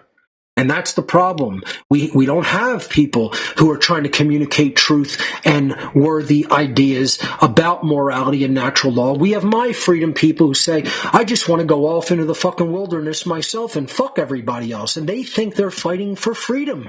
You're fighting for Satanism. That's what Satanism is. Satanism is, I don't give a fuck about anybody else as long as I'm okay. And I'm just going to go do my own thing and let people have all the fucking suffering, and I'm not going to try to tell them how to avert that suffering through logic and reason and wisdom. I'm too fucking selfish. I don't want to put any skin in that battle. I don't want to put any skin on that battlefield of the mind. I don't want to teach. I don't want to enlighten. I don't want to help people to understand real objective morality and natural law. No. I can't be bothered with that. I don't have time for that. I don't have the resources for that. I don't want to do all the work necessary for that. Well, guess what, motherfucker? Those are the requirements to be fucking free. And you don't understand those requirements, and you think you understand what the requirements are, and you're fucking shit for brains wrong. You're shit for brains wrong. You're not just wrong. You're so wrong that everybody looks at your answer and they go, you know what? You're a real fucking shit for brains, moron, retard. Like, you're laughed at because you're so fucking wrong. And this is what most of the so-called freedom movement is. You're not fucking real rebels. You're not fucking real revolutionaries. They would drop their fucking knickers and piss on you. They'd piss in your fucking mouth. And you'd probably like it. Because you're that much of a fucking... people who think like that are that much of fucking cucked out losers. You're cucked losers. Not fucking men, cucked losers. And you're swinging from your master's pole is what you're swinging from. You can't get enough of it. You can't get enough of it. You're just swinging from it. Don't call yourself rebels. Don't call yourselves Americans. And you know what? Don't call yourselves fucking men, because you're nothing of the kind. You're some cucked fucking pussy is what you guys are. With no skin in the fucking game, you bought into what the neo-feminist wants you to buy into, which is be a self-serving jackass, loser, fucking moron, retard. Don't care about anybody but yourself. Pretend you're the fucking alpha male when you're actually a piece of fucking lowlife dirt that only gives a fuck about themselves, which is what Satanism is. So you've bought into your master's fucking mindset without even knowing that it's your master's fucking mindset. How much of a moron does that make somebody? I'd say that makes them a pretty big fucking retard, is what I would say it makes them. But we're winning! You know, let's not forget that we're beating the Satanists, we're beating the globalists, we're beating the social engineers. You didn't hear? I am shocked, because I got the memo 11 times. You know, I got it from my 8 bosses and 3 friends. You know, the Bobs even came over and gave me the memo. You know, I'm surprised you guys didn't get it. You know, I guess you were cucked in the bedroom at the time. You know, that's what happened. This is where men are at. I'll tell you what, I think men are some of the dumbest motherfuckers that there are. You know, like I said, once they get the info, most women don't fight me on this stuff. Men fight me on it. Men don't want this to be true. Most men fight me on this more than women do. Okay? This presentation is much more popular with women than it is men. Women can see, wow, this has been largely the thought process I was taught to embody. Men can't even fucking see it because it's so fucking hidden to them. That's how dumb they are. They're just, I just went along with whatever women in my life wanted me to go along with. You know? I'm just an egotistical piece of shit that I don't give a fuck about anybody else or their education. That's not my responsibility. I just want to go out into the fucking forest and try to survive as a fucking hermit. But I'm for freedom. And I know how the dynamic of freedom works, don't you know? Let's hear from our guest here. We have a My Freedom Movement leader in studio. Here he is. You know what I always say? I say that other people's education and them understanding morality, that's none of my business. That's not my responsibility. I have no responsibility to communicate the truth to anybody else. You know, I don't even really understand that stuff myself. So why should I learn it and teach it to other people?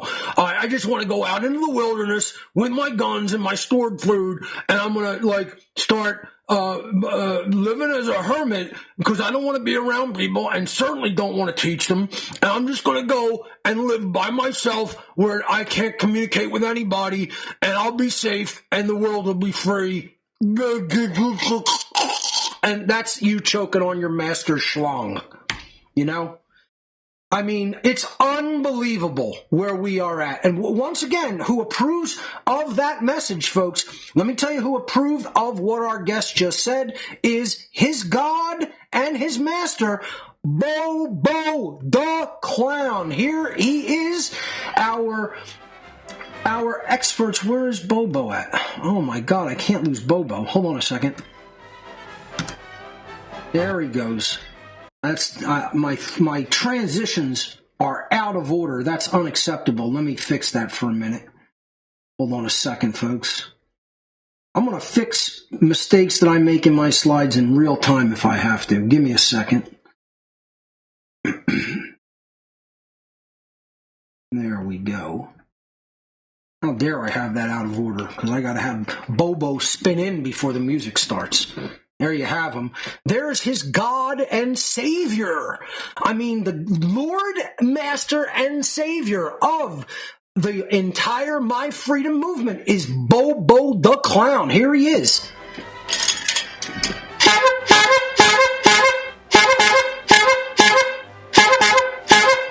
Oh, we're getting creative with Bobo's music. There he is, folks. Bobo the Clown, the God and Messiah of the My Freedom movement. Absolutely. And boy, oh boy, do they all really, they are made in the image and likeness of their God, let me tell you. Yes, they are. It's a beautiful thing when you're made in the image and likeness of your God.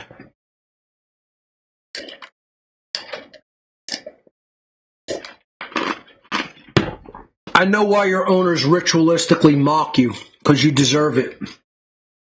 When you're that big of fucking retards, you deserve all the ritualistic mockery that they can cram down your fucking throat. They can cram it down your gullet. So, Neo-Feminism is a mind control-based eugenics program. That is a mind virus. That is a complete injection of distorted thinking that almost the entire planet is infected by. You want to know what the real pandemic is? The overall worldwide virus that is almost inescapable no matter where, the remotest places of the world you go, it is the satanic mind virus. Make no mistake about it. That's the pandemic you got to find a cure for. All the fucking losers out there who sit on their ass and do nothing. You better find a cure for that fucking mind virus. Neo-Feminism is a mind control-based eugenics program designed to breed compliant slaves and to eliminate rebels, to completely breed out all forms of true righteous rebellion, to breed out independent thinkers and spiritually awake human beings. One of the most fundamental aspects of this program is to influence the vast majority of women to be attracted only to men who are the most fitting to perpetuate the system of human slavery. The ideas that are injected into the minds of women through the neo-feminist agenda are to tell them you are only to be attracted to the men who we tell you to be attracted to because they have the most appropriate qualities and mindset to continue the slavery system instead of to fight it. And they certainly don't want you breeding with the real, genuine men who understand what's really going on and aren't fucking dumb sports quackers, okay? Because if you breed with them and you have children with them, you're going to teach your children those ideals and values. And then it's going to be a real problem if that population snowballs into the future. It's going to be a real problem for the Satanists, the social engineers, the globalists, the dark occultists. They're going to have a big problem on their hands at some future point in a future generation of people. So they don't want that. They want the guys cocked and feminized. They want the women overly masculinized and believing all kinds of fucking nonsensical bullshit, brainwashed to the nth degree, and completely following a satanic slavery agenda. If you can't see by this point that this agenda is based in Satanism, is based in the occult world, is designed to perpetuate slavery, is designed to completely capture the human fucking soul and spirit, you're so dumb that you're just fucking dumb, son. You're just fucking retarded. You're a retarded member of Team Humanity and you're probably never going to get it. And the failure of that is because the people who actually say that they're listening sat back and continued to listen without taking any right action in the world by teaching this knowledge to everyone. You guys are the ultimate underlying causal factor for why the world stayed as dumb as it is and went into tyranny and slavery as quickly as it did. If you want to look for the cause, look no further than the nearest mirror that you can stare into and feel ashamed of yourself because you did nothing during that time period. You can't blame Mark Passio, and history will prove me perfectly correct because I am. And I'm not going to say I'm perfect, but it will prove that the general overarching concepts and ideas that I presented during this entire podcast were about as perfectly correct as you can be. I ticked off every box. I hit every nail on the head. I put everything neatly into place in a well-designed progressive structure for people to learn from. And you know what they did? Either they ignored it, they said, I don't need to know that, I can't be bothered, or that's for someone else to do. I'm not getting involved. I'm putting no skin in the game. I'm not going to get involved in that war effort. I'm going to go and hide in the fucking wilderness. And then we wonder why tyranny is progressing so quickly. We wonder why we're not moving toward freedom. We're moving toward deeper and deeper bondage and tyranny. Yeah, we wonder about it. It's just such a fucking mystery, isn't it? Yeah, we went from this to this, right? Let me show you that transition again. We went from this during the Revolutionary War era to this. That's where we're at. Yeah, and we're way worse than this. Like, if we got back to that, it might actually look, wow, we're making some progress. Like, it's far worse than this today. You know, that was what metrosexual used to look like. I forget today. You know, the images would be so disturbing, I won't even want to look at them for a few seconds. I might turn to stone like I'm looking at fucking Medusa. We went from that to that. And if you don't see that as a crying fucking shame and something that we should put our fucking head in our hands and weep over, there's something seriously fucking broken inside of your fucking soul. Osho, who is actually pretty great, you know, was positioned to be some new age leader, rebelled against that, said, no, I'm going to teach real spirituality, and, went and did his own thing. I think his work is great. No society wants you to become wise. It is against the investment of all societies. If people are wise, they cannot be exploited. If they are intelligent, they cannot be subjugated. They cannot be forced into a mechanical life to live like robots, like a program that's running. They will have the fragrance of rebellion all around them. In fact, a wise man is a fire, alive, a flame. He would like rather to die than to be enslaved. That's right. Freedom or death. That's what it really means. If I can't have freedom, you're going to have to take my body. Because I'm going to keep fighting you until you have to take my body. You know? I'm going to have freedom or I'm going to die trying to acquire it. That's what a real man says and does.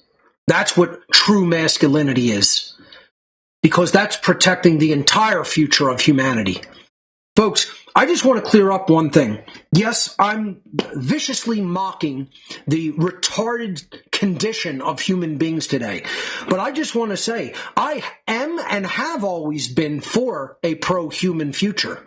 I've always said I want humanity to succeed and defeat this tyranny and slavery so that I could see what the real potential of this species is, because I can see that our potential is practically limitless.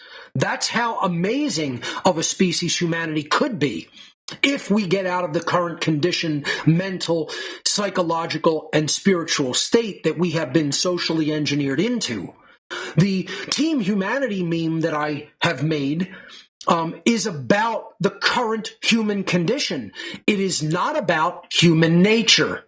It is about the condition that we have been satanically inculcated into.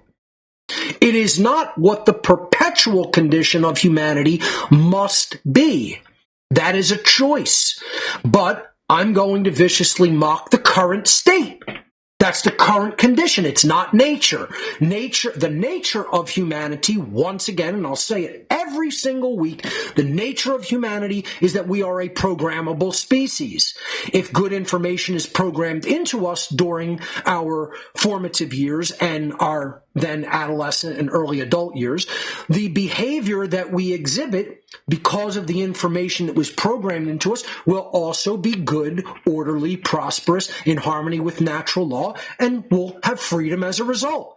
If, on the other hand, junk, mental distortions, bullshit religion, statism, egotism, Satanism, all of these total distortions in thought, all of these viruses of the mind are programmed into us from when we're very young. What do you think is going to happen to our thinking process and subsequent behavior? Do you think it's going to be good? Do you think it's going to be orderly? No. It's going to be complete junk. It's going to be garbage. And we're going to get garbage as a result. We're going to have disorder. We're going to have chaos. We're going to have death. We're going to have war. We're not going to have any prosperity. We're going to have financial slavery. We're going to have physical slavery, where all of our rights are going to be lost to tyranny. How can't people understand this simple dynamic that that's what human nature is and that's how it functions? We're a programmable species of the mind. When good information informs the mind, good behavior is then chosen by the mind, and then good results happen societally in the aggregate. And if garbage information gets programmed into the mind makes terrible decisions and choices. It picks bad behaviors that are out of alignment with natural law, and humanity eventually becomes an enslaved piece of shit species. This is not rocket science to figure out, morons. This is not rocket science. And I'm talking to all the people who still insist there's no such thing as natural law. That's some kind of a red herring. That's something Marx making people believe in. No, that's exactly how the universal laws function. You're just too stupid to fucking see it, moron. And the people who fight me are all dumb, cocked, often young, inexperienced, fucktarded men who don't understand even how to form any kind of a legitimate nature and reality-based understanding or worldview of how things work in the world. That's how dumb they are. They're just so fucking dumb that their intellect has actually really been ripped away, and they're victims of the Dunning-Kruger effect that believe they're somehow intellectual when they're pseudo-intellectual retards that believe that they're far smarter than they actually are.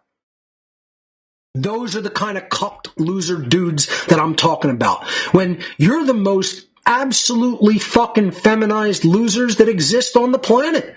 because you're so dumb.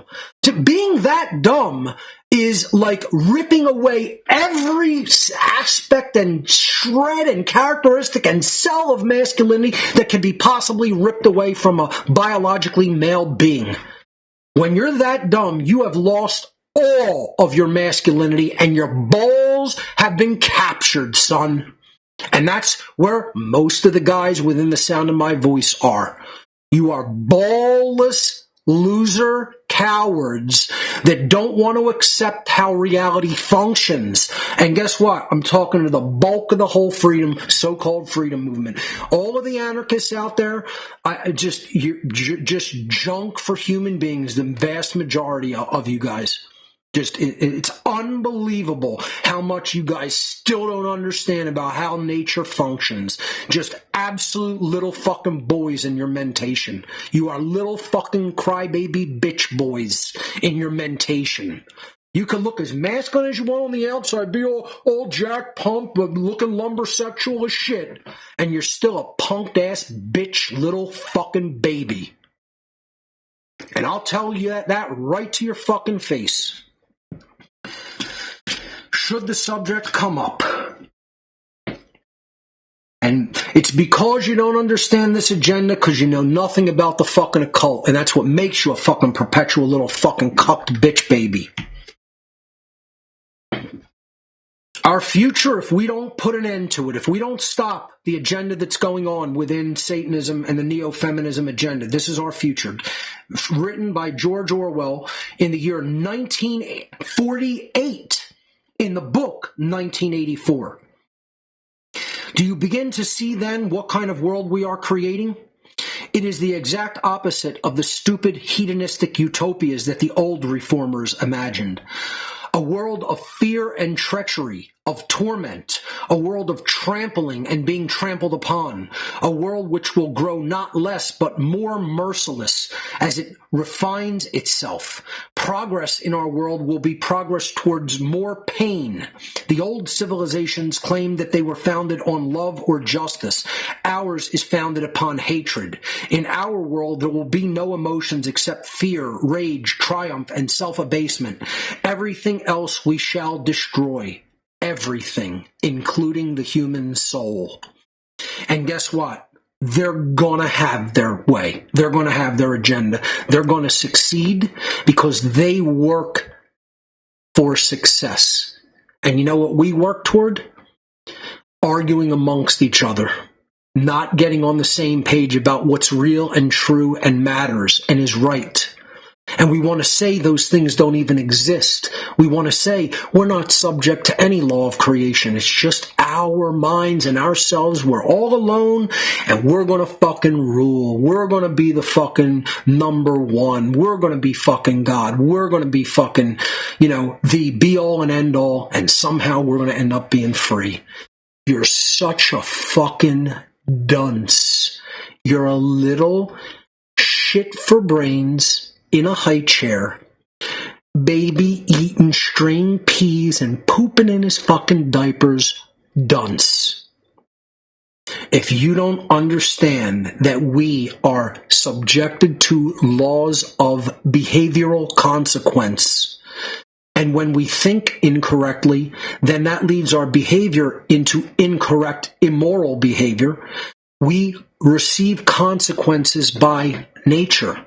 We receive consequences by the underlying intelligence that is inherent to nature that can bring about all of the factors and consequences which we must experience to realize how incorrect we were, how we were programmed with garbage because we are programmable, and how we chose poorly.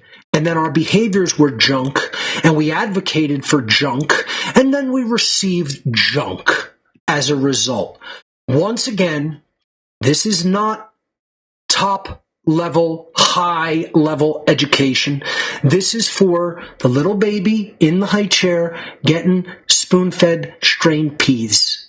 And still, they can't get it. Still, you can't even take it in baby baby spoon fed amounts that are already fucking chewed up for you and strained of all fucking bits of any larger matter. That's how weakling you are. You're that weak. And it really is just that you're that dumb. There's people who have been made to be so dumb. You will die dumb.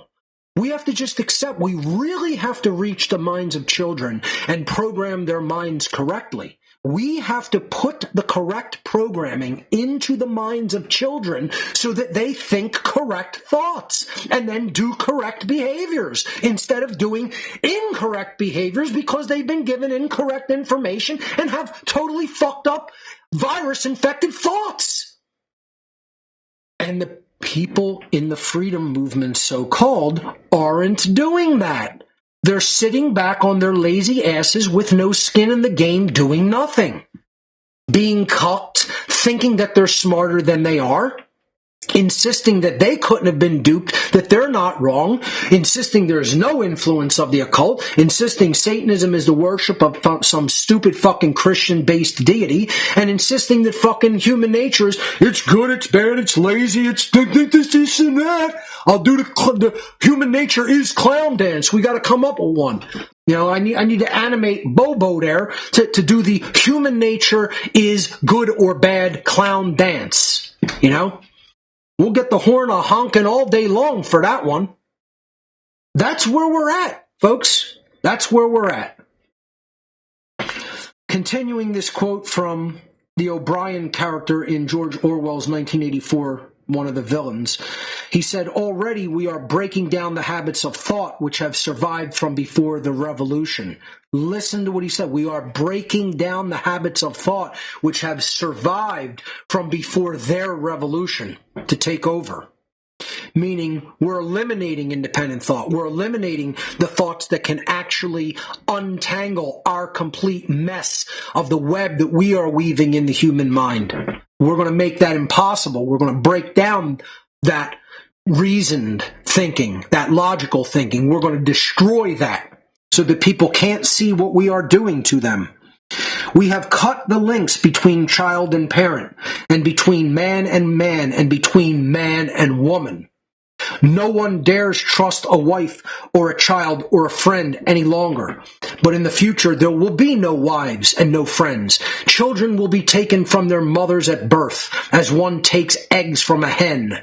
The sex instinct will be eradicated, and we're already well along the way toward that in many nations, as we'll talk about. And it's coming here to America with asexuality. Procreation will be an annual formality, like the renewal of a ration card, just to bring new slaves into the world. We shall abolish the orgasm. Our neurologists are at work upon it now. There will be no loyalty except loyalty to the party. There will be no love except the love of Big Brother. That is what the Satanists want. They want themselves positioned as God and everyone else worshiping them. Like a sick, twisted, robotic, wind-up toy race. And that's what we have. We have people who never put their head up, looking at their phones looking at their fondle slabs all day, never have any skin in the game, don't even understand their thoughts aren't their own. They're socially conditioned thoughts. And just still to this day, none of this information can break into the true mainstream. None of it can reach big amounts of people because there are no influencers who have the balls to even talk about it. You know, and we've been being told by people who have been involved with the social engineers, like George Orwell. You know, this guy was part of the fucking Satanists. He saw behind the curtain and then started talking about what they were doing, just like me. Very similar life path, where he got a peek behind the corridors of power, who was really running all the institutional bodies. He saw what their agenda was. That's describing Satanism as well as it can be described, ladies and gentlemen. What you just saw, that is describing what the worldwide hierarchical network of Satanism wants to create. That's the future if we don't stop it. That's their vision for the human future. So when people complain, Mark, you're telling humanity that they're retarded. Well, humanity is fucking retarded because these are the people who are leading it. And that's about as retarded of an agenda as any agenda can get. That's what Satanism is. That's where it's leading us. The fact that people haven't done anything to stop it already means that they're even more retarded than these people. That's the condition that they are in. It's not their nature. Start worrying when I start telling you that the nature of humanity is that we're retarded. That's not our nature. We were created as a programmable species. We are programmable through information. Nothing is special about this process. Anybody, no matter how conditioned that they have become, with enough force upon their mind, the brain and the thought pathways are plastic. That doesn't mean they're made of plastic, chemicals. Understand what plasticity means in neuroscience. It means that the brain is capable of reorganizing itself. The neurons and the neural pathways are capable of changing and restructuring and firing in different ways and learning and growing. That's because we are a programmable species. We have a neural network inside of our incredible brains that is capable of coming back from some of the most destructive damage. And it is very plastic, and that kind of damage can be undone with much work. It is like rehabilitating after you get in a car accident. You have to do a lot of work. If every bone in your body has been fucking broken, expect physical rehab to last possibly for many months, if not more than a year, possibly several years. And if you do the work, you'll be on your feet and walking again. And if you don't do the work, it'll take a lot longer, or perhaps will be never.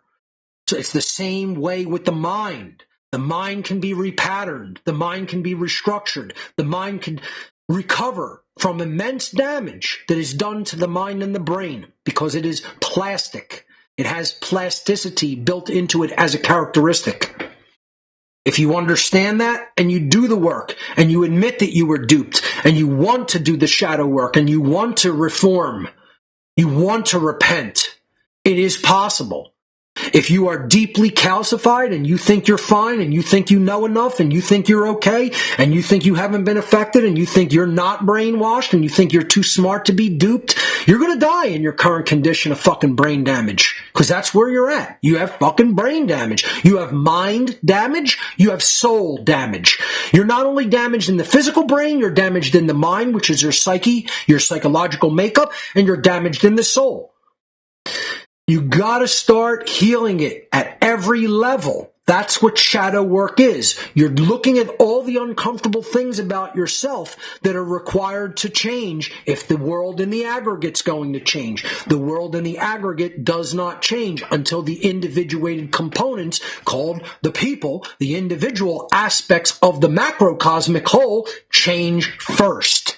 The people have to change in their internal, mental, emotional, and spiritual makeup first before anything in the outside external domain can change. So all you have to do to find out why it's not changing at any kind of appreciable rate that it should be changing at, if we're going to defeat tyranny and we're going to defeat Satanism, is you have to look at how many people are actually learning and growing from that perspective.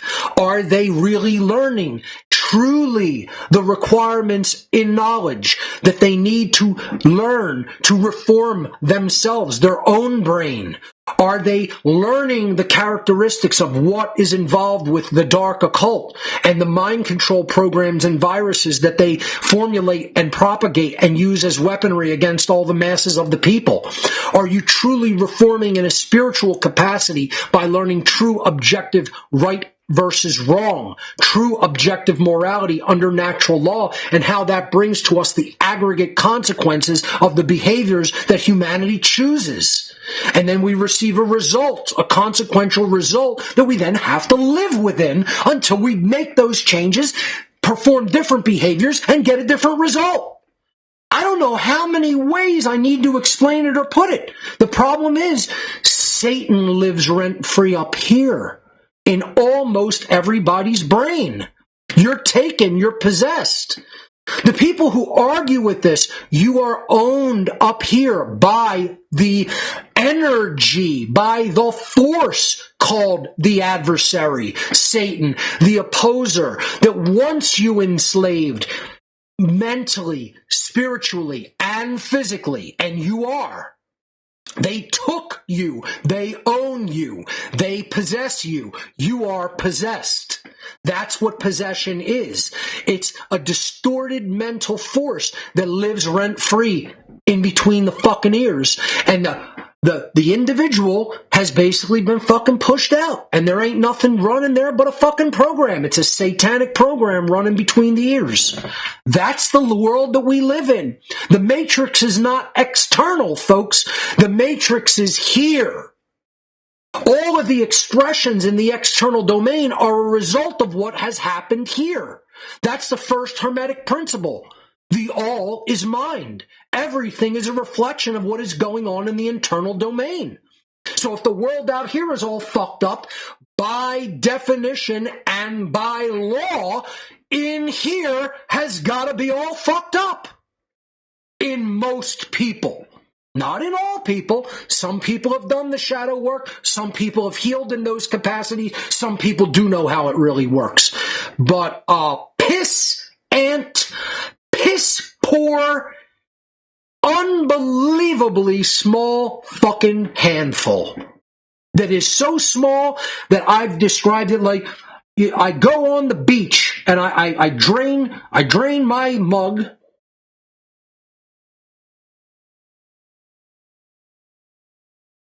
And I go on the beach with this empty mug, okay? I take this empty mug down to the New Jersey Shore beach, and all of the vast miles and miles and miles of just that one beach, okay? When we need to clean up, we need to acquire every grain of sand on the earth, which are all the people. And you go to one little beach, and you scoop up one little cup of sand, and you say, that's enough. We got what we did what we came to do. That's the amount of people who got it, who actually understand how it works, who have become actual cosmic adults versus cosmic little shit for brains, shit in their diapers, cosmic baby children in a high chair being spoon-fed their strained peas. Almost the whole rest of the world is that. We're cheering and saying, we're winning, because we got one cup of sand. And people sit back and go, oh, wow, we're doing great. We're winning. That's great. We're really reversing the tide, folks. Yeah, we're winning. Yeah, you did great. You did fucking great. And then people will say, why are you so angry, Mark? Because I can see what you can't. I can see the actual numbers dynamic. I'm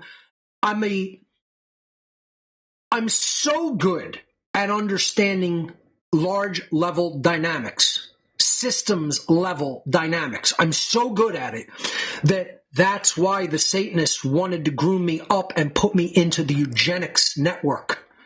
They wanted me as an architect of eugenics. That's where I know they were taking me, because they hinted in their words enough times. They're like, man, we're definitely going to utilize you in the eugenics operations that we are running. They told me over and over again that you're going to be a great fit if we can get you into the Club of Rome. If we can maneuver and eventually groom and position you for the Club of Rome, you're going to be a wonderful fit in that organization. Over and over, I was told that. And guess what? They know what they're talking about. They were right. I would have been great. I would have been awesome. And I could have done so much damage if I really didn't want to see a pro-human future. Boy, could I have done some fucking damage in this world. And luckily for my soul, I rebelled against that truly and started to really understand what I was involved in. Didn't fully understand it until many years later, but began the process of understanding what I had become involved in, and no longer went down that pathway in life. Very good for my soul, maybe not so much for my adrenal glands these days, because it is very aggravating. It is very frustrating. It is something that just really takes it out of you, So we're going to move into part 2. I had introduced my title card, because this was the second half of the presentation. Let's just move right into this. We were, again, talking about the war against the sacred feminine in all of part one, and we're still going into the techniques that are used against women in the modern world in the Neo-Feminism agenda. So let's continue all of these techniques and characteristics of the Neo-Feminism campaign against both women and men. One of the tactics is to perpetuate this idea that men have privilege over women in society, this myth of male privilege, as if I was ever handed anything simply because I was a guy. As a matter of fact, men have it much harder in the world than women do. If they're at least even a reasonably attractive female, most men go out of their way for women in our society and will help them with just about anything that they need help with. A man like myself has been practically begging for help with technology for the last 15 years, and people basically tell me to go fuck myself. You know, I can't be bothered with you. I can't be bothered with that. Oh, it's only about a war for our very freedom and whether ourselves and our children are going to be free and our great-grandchildren and great-grandchildren. Still, you're a fucking man. Go fuck yourself. I can't be bothered with that. If anything, there's the worse oppression of men in society these days than there are women, because they're trying to completely flip this script that there was a male dominator culture ruling things. You know, this idea that we live in a patriarchy is such bullshit. We don't live in a patriarchy. We don't live in a matriarchy. We don't live in an uncle-archy. We don't live in an aunt-archy. You know, we live in none of those things. All right? We live in an occultocracy. And if anybody with half a fucking brain looks at it, they're going to understand you're living in a world that's ruled by occultism. You're living in a world that is actively being ruled by dark occultists who are completely enslaving people through mind control. That's where we live. And they do that through their communications and publishing technologies to get those ideas firmly embedded in your shit for brains mind. And they are very successful at that. That's why I call them a technological or technotronic occultocracy. They're a technocratic occultocracy. So one of the techniques of this occultocracy is we'll tell everybody that they're living in a matriarchy where men rule everything. It's not occultists that are men, female, male, female, rich, poor, black, white, every nation, every denomination of ostensible religion. People will never understand the occult world. They'll keep thinking of it the way they want to think about it, as dunces. They'll keep thinking about it. I was never involved 1 second of one day, but I'm going to tell you it's just all the Jesuits. That's how it works, Mark. You didn't hear? I was never involved in the occult 1 second of one day, but it's all rich people and that's it. There's no poor people allowed in the occult, but I have my head up my ass because I was never involved for 1 second of one day. And then they're going to tell me I haven't seen and lived my own fucking life experience, that it's every race, it's every ostensible religion, it's every income bracket, it's every fucking gender, every age of people. I didn't see any little children involved in the occult. Let's face it. It's every age of adult practically, but they're going to tell me, who was involved and saw it behind the scenes, that I'm wrong, and they, who never spent 1 fucking second in any of these circles, you know what you're fucking talking about. Yeah, sure you do, moron. This is what I'm saying. I don't have any more patience for the interaction with that, and yet these people constantly try to interact with me because they're trying to tell me I'm not correct when I saw it and they didn't. This is what bothers me about people, and this is why I say that the current condition of humanity is total retardation. A person who wasn't there is trying to tell a person who was there what it was like. This is how retarded we are. And that means one of two things. By saying that to a person like me, you're saying one of two things, which if you say it to my face, you're going to get knocked the fuck out. And saying it behind my back or to anybody else means you're deliberately trying to fucking put very insulting fucking statements about me personally out that aren't true. that are false statements, which are either I'm lying and I wasn't in any of that, and I'm just telling you that I was and making it the fuck up, or that I'm so fucking stupid and dumb that I can't discern what I was actually seeing and involved in, even after years of analysis. You're telling me I don't have those powers of perception, or that I'm straight-faced fucking lying to you. And that'll get you knocked the fuck out in my presence. With a fucking baseball bat. You know? I ain't gonna just fucking, well, let's involved in some pugilist fucking competition. No, you're gonna get fucking clapped out. That's what's gonna fucking happen. Keep your fucking ignorance away from me. Go believe whatever bullshit you want, but when you start treading on fucking grounds and I'm either a liar or I'm a fucking weakling fucking imbecile dolt like you, that's where you're gonna get clapped the fuck out, boy! And I'm telling you, people are pushing me to that fucking point. They're gonna push to that fucking point where I'm gonna put somebody in the fucking cemetery. And I don't give a fuck what anybody thinks about it. I'm telling you what I endure every fucking day. By fucking people who didn't live my life experience and then want to tell me I don't know what the fuck I'm talking about. And they do! You deal with that for one fucking day. How about a mother out there who had a cesarean section and almost dies to deliver her own fucking child, and then somebody walks up to you a couple weeks later while you still got a fucking big C-section scar fucking bleeding and tells you, you never had a fucking kid, cunt? Imagine that. Imagine somebody walking up to you and saying, hey cunt, you never had a fucking child. You'd want to pull out a gun and blow the fucking head off. This is what I live with every fucking day, morons. And you don't see it. Because you're sitting on your ass doing nothing with no fucking skin in the game because you're weakling fucking cowards. You want to tell me I have no reasons for being angry seeing what fucking people have become. You don't see it because you ain't involved, dumb fuck. You don't see it because you're a fucking coward who fucking has no skin in the game and does nothing to advance the fucking effort of the war for the human mind and human freedom. You do nothing. So-called male privilege is the neo-feminist idea that men are somehow given distinct social advantages over women based primarily upon their sex, their physical gender. You know, imagine.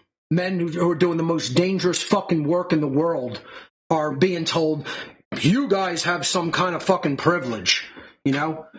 What pretty homeless girls do you fucking see, you know? Because no, anybody would be willing to help them because they're going to use the old trade it for sex or even the promise of sex, the possibility of sex.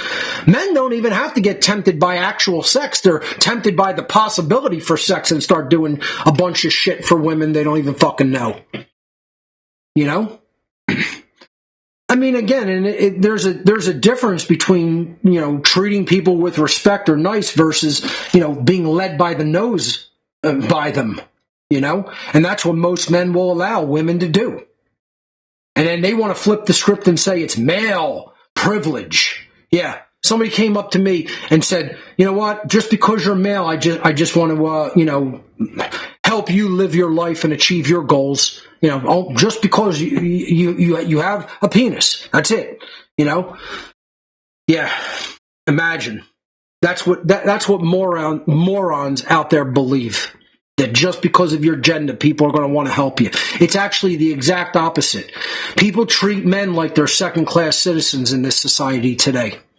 It's almost like a female worship festival, you know, and men are like, somehow you're dirty, especially if you're a real man, especially if you're actual masculine. If you're an actual masculine man that cares about what's truly important, that has real fucking values, that knows real morality, that really is informed about what's really going on in our world, then you're a real fucking social pariah, you know? Because you're talking about things that are real. And most of these conditioned fucking imbeciles want is they want fantasy all day, every day. They want to live in a fucking world of complete frivolous fantasy bullshit.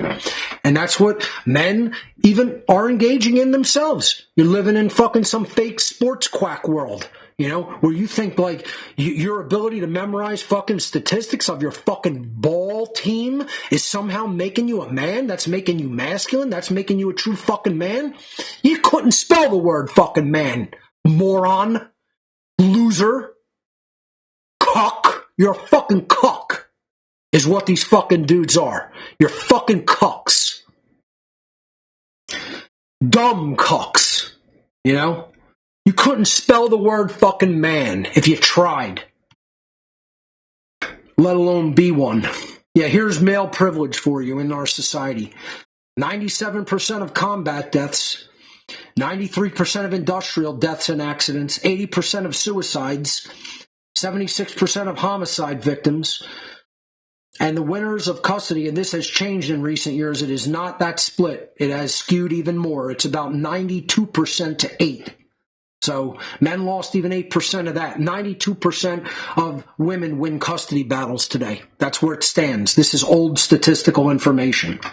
These are probably all worsened for men. Yeah, it's male privilege. Yeah, it's male privilege. The moron females out there that believe that this thing exists, it's hard to believe how dumb you are. Hard to believe how fucking stubbornly, fucking religiously dumb you guys are. You know? That you actually believe this bullshit that's just vomited upon you by your fucking Satanist masters. They vomit shit on you, and you smear it all over yourselves, and you gather it and cram it down the fucking gullet to believe it. That's what you guys do. Women who believe this shit, it's the dumbest of the dumb and the lowest of the low.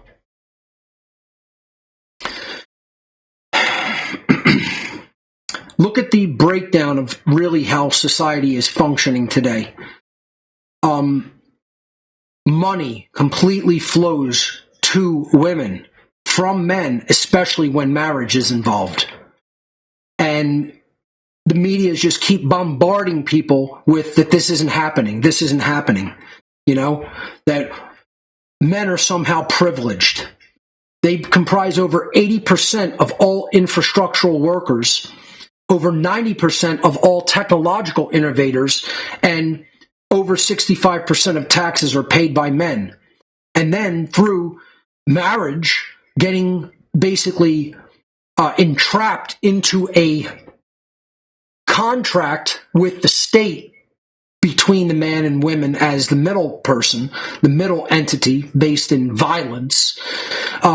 The man's money all moves toward the women, especially after a divorce. Women are 80% of consumers in society and make most of the choices when it comes to the consumer market, which we already talked about. Probably over 85% of the actual purchasing decisions fall to women.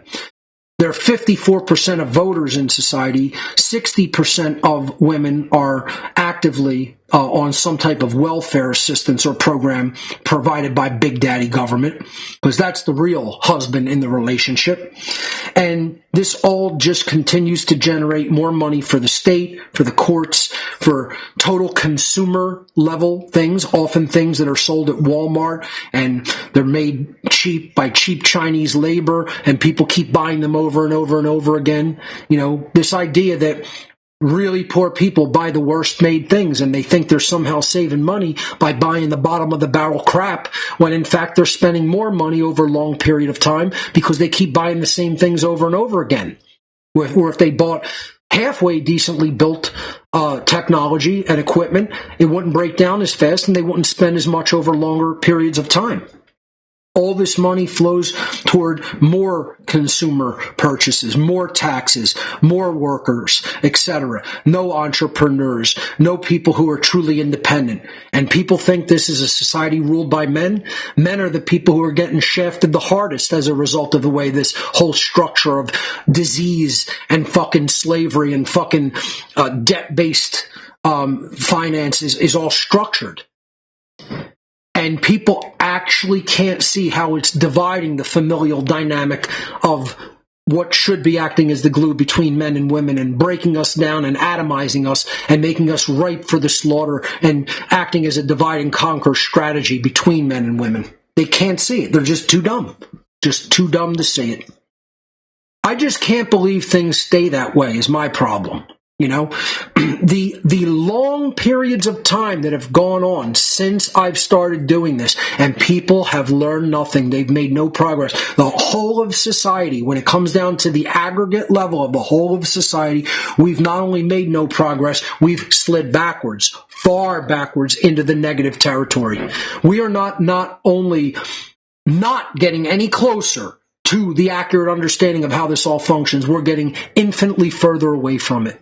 And we're becoming infinitely more and more and more divided in society between men and women. That cohesive familial bonding glue is being broken down more and more and more, and we're becoming increasingly atomized and at each other's throats. And that's exactly what the Satanists who rule this world want. Let's talk about one of the elephants in the room, one of the things that is the most utterly disgusting that women involve themselves in and completely taint themselves as a result of involving themselves in. There's some of them, this is some of the most low-life behavior imaginable, is supporting the order followers of our world. And most women don't even care if men act in the job as an order follower, a cop, or a soldier, because they only care about whether they're going to be provided any level of physical creature comfort through money. Thank you. You know, I mean, imagine that. All they care about is he set up with money? Are we going to have a comfortable marriage? Is he going to be able to provide resources for me and whatever amount of children we want to shit out? You know, imagine this, that this is what all women are looking for, and they'll just settle for a fucking low-life order follower, piece of trash, vermin, no moral upbringing. Parents fuck you up, boy. Your low-life scumbag parents fuck you up, son. They put shit in your fucking mind. And you became, yes, sir, yes, ma'am. I don't think, I just do, because you're a dumb fucking animal, you fucking rat. That's what you are, scumbag fucking rat. You're a dumb fucking animal, and they call you a dumb fucking animal. Your owners call you a dumb fucking dog. They put a dog tag around your neck, and you worship it as a badge of fucking honor, you dumb fucking loser. And your dumb fucking whore won't tell you you're a dumb fucking loser, because all she cares about is fucking money. You're both fucking Bobo the fucking clown. Losers. Nobody told you that, including your own rat fucking parents. They never told you you're a fucking low-life loser who wasn't raised morally. So you ran into the fucking arms of the state and became their fucking attack dog, you scumbag. Fucking scumbags. Never had a moral upbringing in your life, and you think you're the fucking good guys when you're the fucking evil fucking enemies of all of humanity. You're fucking waging endless fucking wars of aggression. You're following orders that are immoral. You're fucking scumbags that don't care about what right and wrong are, what the difference between them are, and you just say, yes, sir, I'll do whatever you command me to do, as long as I got a fucking paycheck coming in. No, you're not a scumbag. You're not a fucking lowlife. No, you're one of the good guys. You keep believing that, you dumb fucks. Dumb shit for brain fuck. Your fucking parents shat you out and fuck you up like the little fucking rat dog you are. You got fucking played, boy. You got fucking played and owned. And you're too dumb to see it, you rat fucking dumbass. Fuck you. You don't even deserve somebody's fucking help to take you out of your fucking mindset, order followers. That's how much of trash you are. You belong in the fucking ground as fucking fertilizer. You're not even good enough for that. And I'll let fucking dogs, wolves, and vultures eat you. Most order followers of our world are loser men. Laughingly, let's wrap that in double quotes, please. Order following men are the boots on the ground creators of the dark New World Order. You are the generators of enslavement through your violence. Loser order followers. That's every last one of you, bar none, no exceptions, no good guys in any order following capacity. I don't care what institution you're involved in. I don't care what military you're involved in. I don't care what police force you're involved in. I don't care what intelligence agency you are involved in. If you are an order follower, you are an immoral scumbag loser. You don't care about the difference between right and wrong. You don't know it. Whether you believe you know it or not, you are incorrect. You don't know objective morality. You don't know natural law. You don't know what the truth is. You don't know the satanic level of what you're involved in actually is. You don't know what Satanism is. You don't know that you're a de facto Satanist. You don't know that you're the one of the people who's creating worldwide slavery because you're a dumb bag of immoral crap.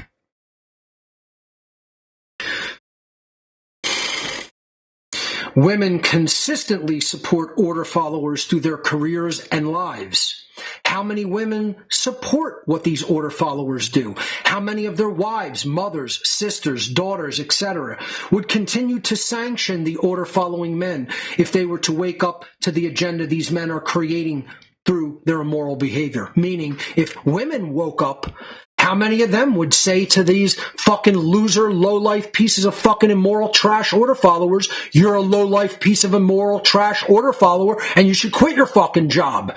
I don't respect you. I'm going to disown you as a family member. I don't want anything to do with you as a fucking potential mate. No. They flock to their arms. It's like, oh, you're making good money doing this. Oh, your future's going to be set up. Oh, you're going to have a pension. This, and this. That's all they give a shit about because fucking money is their god. Think about all of these motherfuckers. How many order followers are operating worldwide in every fucking country? Their own fucking parents, their own sisters, their own wives, their own daughters, their own brothers, all their family members. Not one fucking one of them say a fucking thing to them about what pieces of trash they are. They all sanction and support their immoral fucking order following ways. This is why the world is the way that it is. It's the exact reason the world is the way that it is. Women won't say, I'm not going to have anything to do with you. Sons and daughters won't say, I'm not going to have anything to do with you. Brothers and sisters won't say, I'm not going to have anything to do with you. They say, oh, you're doing a good job. Oh, you're glad you got that promotion in the military. Glad they made you captain on the police force. They're just as much of immoral scumbag losers by condoning what these losers do as they are. Dirty motherfuckers. And I'm the bad guy for calling them out. I'm the bad guy for telling them they're the bad guys. I'm the bad guy for telling people you should disown and stop supporting these motherfuckers and tell them if they're going to fuck the world, they got to do it completely by themselves. And guess what? These scumbag losers, because of the fucking lack of fucking parenting and lack of upbringing in a moral capacity that they actually had in their lives, they'll say, okay, fuck you, I don't need you. I'll just go to my cult and let my cult fucking be my family members. That's what most of these fucking losers are anyway. They're little fucking babies in a fucking high chair in their own mentality. They've never come out of that condition. They're like, I hate everything because mommy won't pay enough attention to me because their fucking mother and father fucked them up by not giving them any fucking attention or caring or fucking actual love and actual moral upbringing. And I'm going to go join a cult now. And I'm going to go fucking go kill people because I'm angry that my fucking cunt whore fucking cunt rag mom didn't pay any attention to me while I was still in the fucking high chair. That's what a fucking loser you are. That's how much of a fucking loser you are. And guess what? Everybody within the sound of my voice, get as fucking offended as you want to get. It's still going to remain perfectly true, and you're the problem because you won't even tell anybody anything like that. You're the fucking problem. I'm not the problem. I'm speaking the truth unapologetically. I'm hammering this dynamic harder than anybody on the fucking planet, and it's not fucking being amplified because you're too much of fucking complacent shit cowards. You're cowards. Cowards.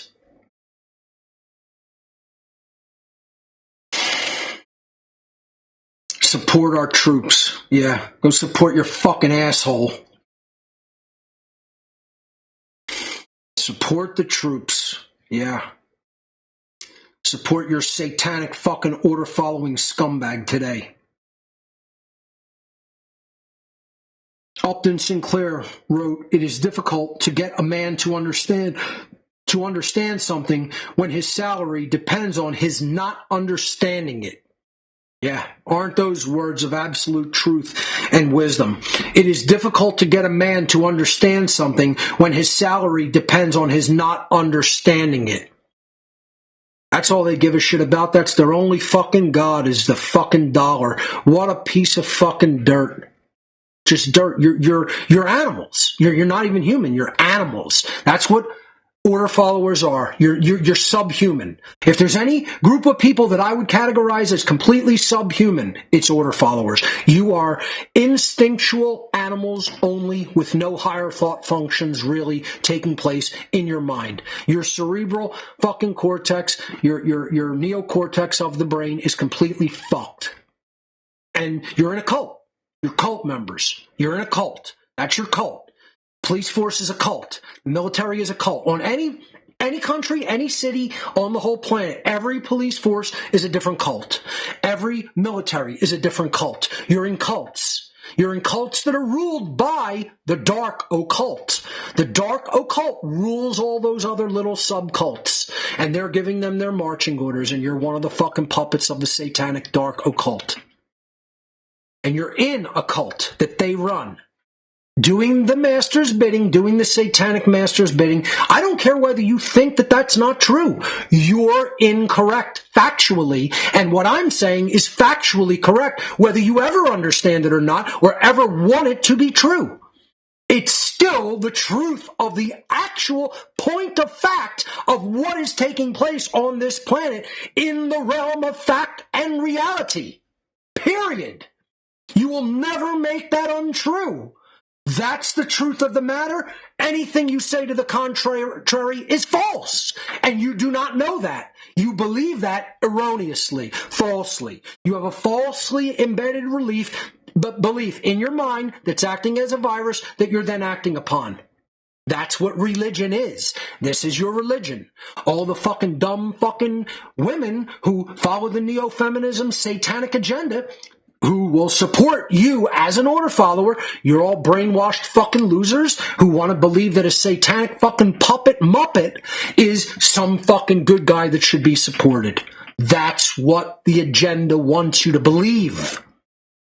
They want to fucking take over your mind and give you thoughts that are not your own, but are theirs, and embed them into your mind so you behave a certain way, and so more tyranny and slavery results. And you're just too dumb to see it, morons.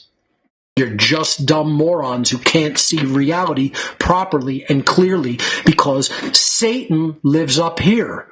And that's not a guy, that's not an entity, that's not some fucking bullshit Christian deity who's a red horned creature with fucking hooves and a tail and a pitchfork. That's a moron's interpretation of what Satan means. Satan is the force of the ego that won't let you admit that you were duped and fooled, that won't let you say, I was wrong, that insists that you double, triple, and quadruple down and say, no, I'm not in a cult. No, I'm not supporting a cult member, because you're just weak. You're weak here. You have no psychic self-defense. You're weaklings. And weakness breeds trash. And that's what you are. That's what all the people involved in all of these cults are. You're weaklings that breeds trash. And that's what this all is. This is just trash. Order following is trash. It's detritus. It's debris. It's scum. You're scumbags. You're fucking pieces of trash and dirt and filth. This is the biggest form of dirtbag, being a fucking cucked piece of trash. There is no lower form of fucking vermin than the order follower.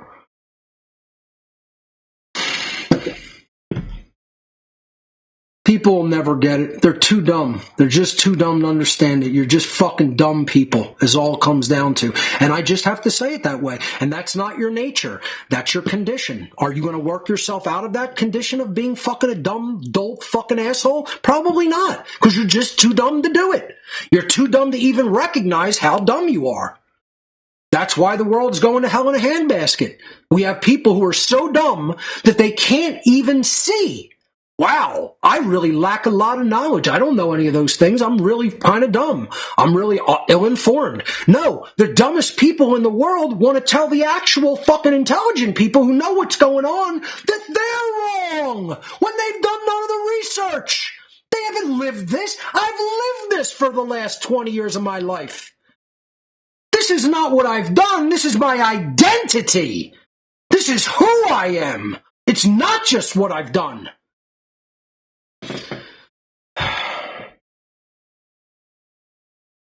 I am an aggregator of all of the information necessary to understand to meet the requirements for freedom. I am that. I have become that thing, not just done that work. And my identity is way higher than that. It's pure consciousness at some level of existence. It's having a human experience to learn and grow in spirituality. Women's support of dominators and tyrants has continued throughout all of human history. They loved the Nazis. They loved the communists. They loved the Bolsheviks. They ran to anybody who they thought was going to win an armed conflict because all they care about is, I'm going to get the resources. I'm going to get the spoils of war. I'm going to be taken care of. I'm going to have money and physical needs met. So if the Nazis win all of Europe, we'll run with the Nazis and we'll breed with the Nazis. If the communists are going to come in and take over, we'll run with them and we'll breed with them. This is how much of just absolute trash women have been over the years of human history. It doesn't matter how immoral or violent or evil men are in any particular culture or region of the world. Women will flock to their banner if they think they're going to be the victors. And that's not a total piece of fucking cult trash. They're cult members who will condone any level of violence just to have resources thrown their way by men who are going to give it to them. Let them fucking live as fucking, pampered, losers just because they're going to give them sex or even the promise of sex. This is how weak both men and women have become. And once again, that is not the human nature. That is the human condition. Once again, I don't vote for a negative human future. I wouldn't be giving people all of this information if I wanted a negative human future. I think people deserve a negative human future. I don't want to see that happen. I don't desire that. Is it richly deserved? This place is so richly deserved to fall into abject tyranny and enslavement. And it's got to be so bad that no one has any need met, that they're uncomfortable their entire lives. That's how bad the tyranny would have to get for people to really care about it. And the dominators know this, the Satanists know this, and that's why they keep people on subsistence living, where they're just comfortable enough to have their base needs met, their physical base needs met. They don't have their emotional and psychological needs or spiritual needs met, but they have their base physical needs met. It's just enough to keep them from rebelling against the real masters. That's where we're at. That's how the social engineers have set up society. And that's genius. From their perspective, that is a genius tactic and a genius dynamic that they have set up, and they've worked it to that place of balance, like getting a plate spinning on a stick and just getting it to that perfect place balance. When they got to spin it some more, it stays up there. They're at that place of punctuated equilibrium, they call it. The inauthentic woman, this brainwashed, the socially engineered, quote, woman, has traditionally sided with conquerors, dominators, and tyrants, both during and after wars of any kind. flocking to the side of the victor, of whoever is currently in control of the resources, has been a historical pattern for conditioned women for thousands of years. Not decades, not hundreds of years, thousands of years. And I'll go further than what it even says in the slide. They have done this practice. The socially conditioned woman, the woman who has been given the satanic mindset by their masters, has been doing this for tens of thousands of years. The other dynamic is injected into the mindset of both men and women is that we should be somehow moving toward a culture of androgyny, or the blurring of the distinction between the biological genders. Another tactic of the Neo-Feminism Epi-Eugenics agenda is the deliberate androgenization of society, which slowly homogenizes and gradually erodes the distinctiveness of both biological genders or sexes. When genders and gender roles become skewed and blended, strong men and women sharing cohesive familial bonds, again, that's not just family bond, that's the familial bond, the social cohesiveness that exists in any given society between men and women, between biological males and biological females, that bond becomes an endangered species. As a result of that familial bond breakdown between man and woman, society becomes weakened at a fundamental level and is easier to control and dominate and eventually enslave. This is why one of the biggest pushes for androgyny comes from different satanic sects and institutions.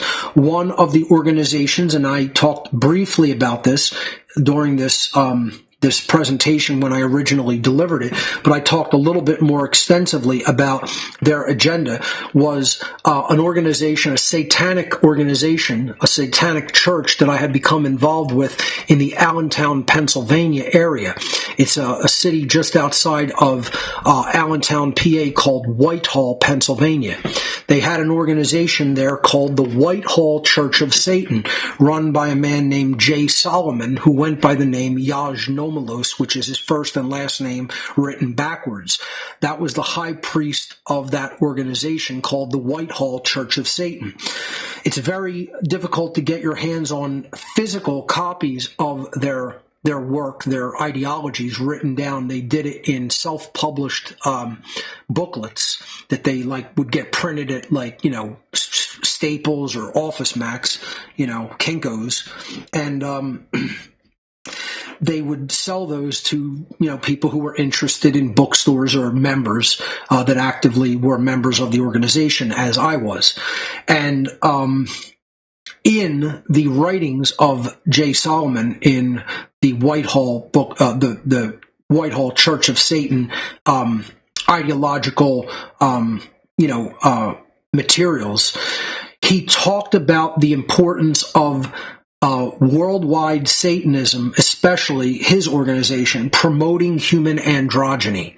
It was one of the foundational linchpins of what he considered Satanism needed to do in the world to basically begin to erode the distinctiveness between the sexes and bring people into a homogenized state, which was far easier to control because you were eliminating one of the most important distinctive qualities that actually would make society stronger instead of weaker, which was that familial dynamic, that familial bond, as I've been talking about over the last several weeks, that should exist between men and women, but is actively eroded through androgyny and the androgenization of society, and is actively eroded the more and more the familial bond is broken down through the gender war that we have been talking about for the last 12 weeks.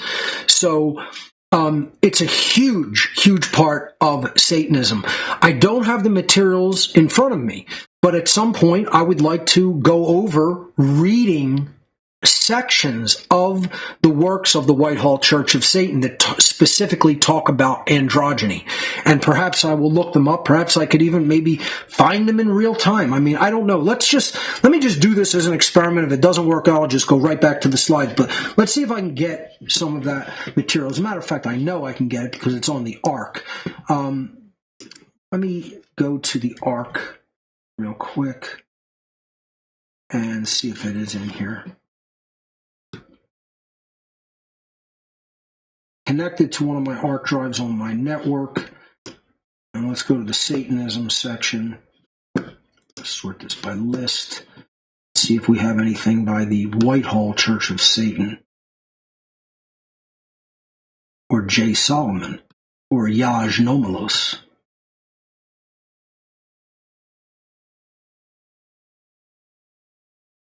I don't know if it's been digitized. That's the issue. A lot from the Temple of Set, a lot from the Church of Satan.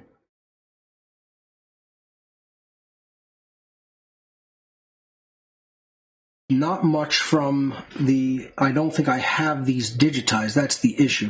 Let's see, I thought I downloaded it digitized. Let's see if I could find it.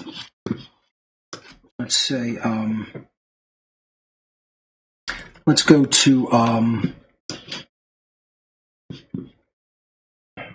LibGen.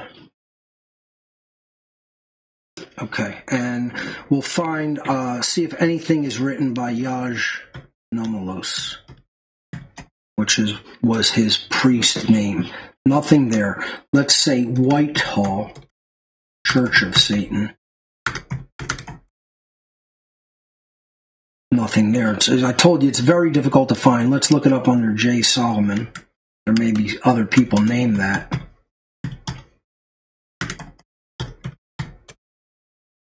Nothing under Satanism.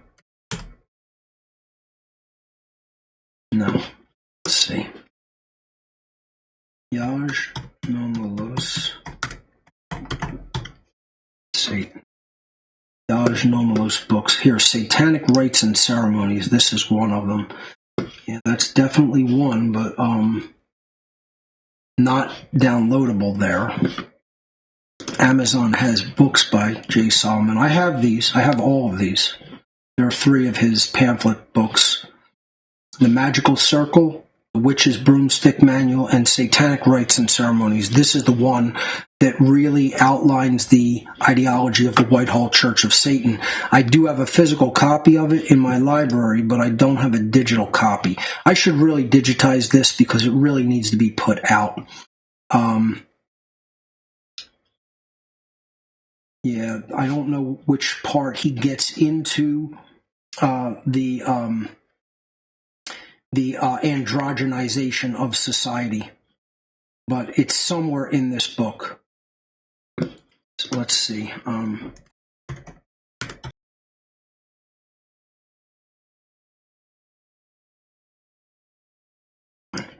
So Yaj Nomalos and let's say Satanic Rites and Ceremonies. Sorry.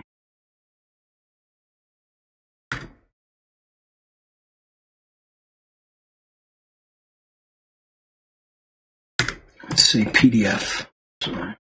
PDF.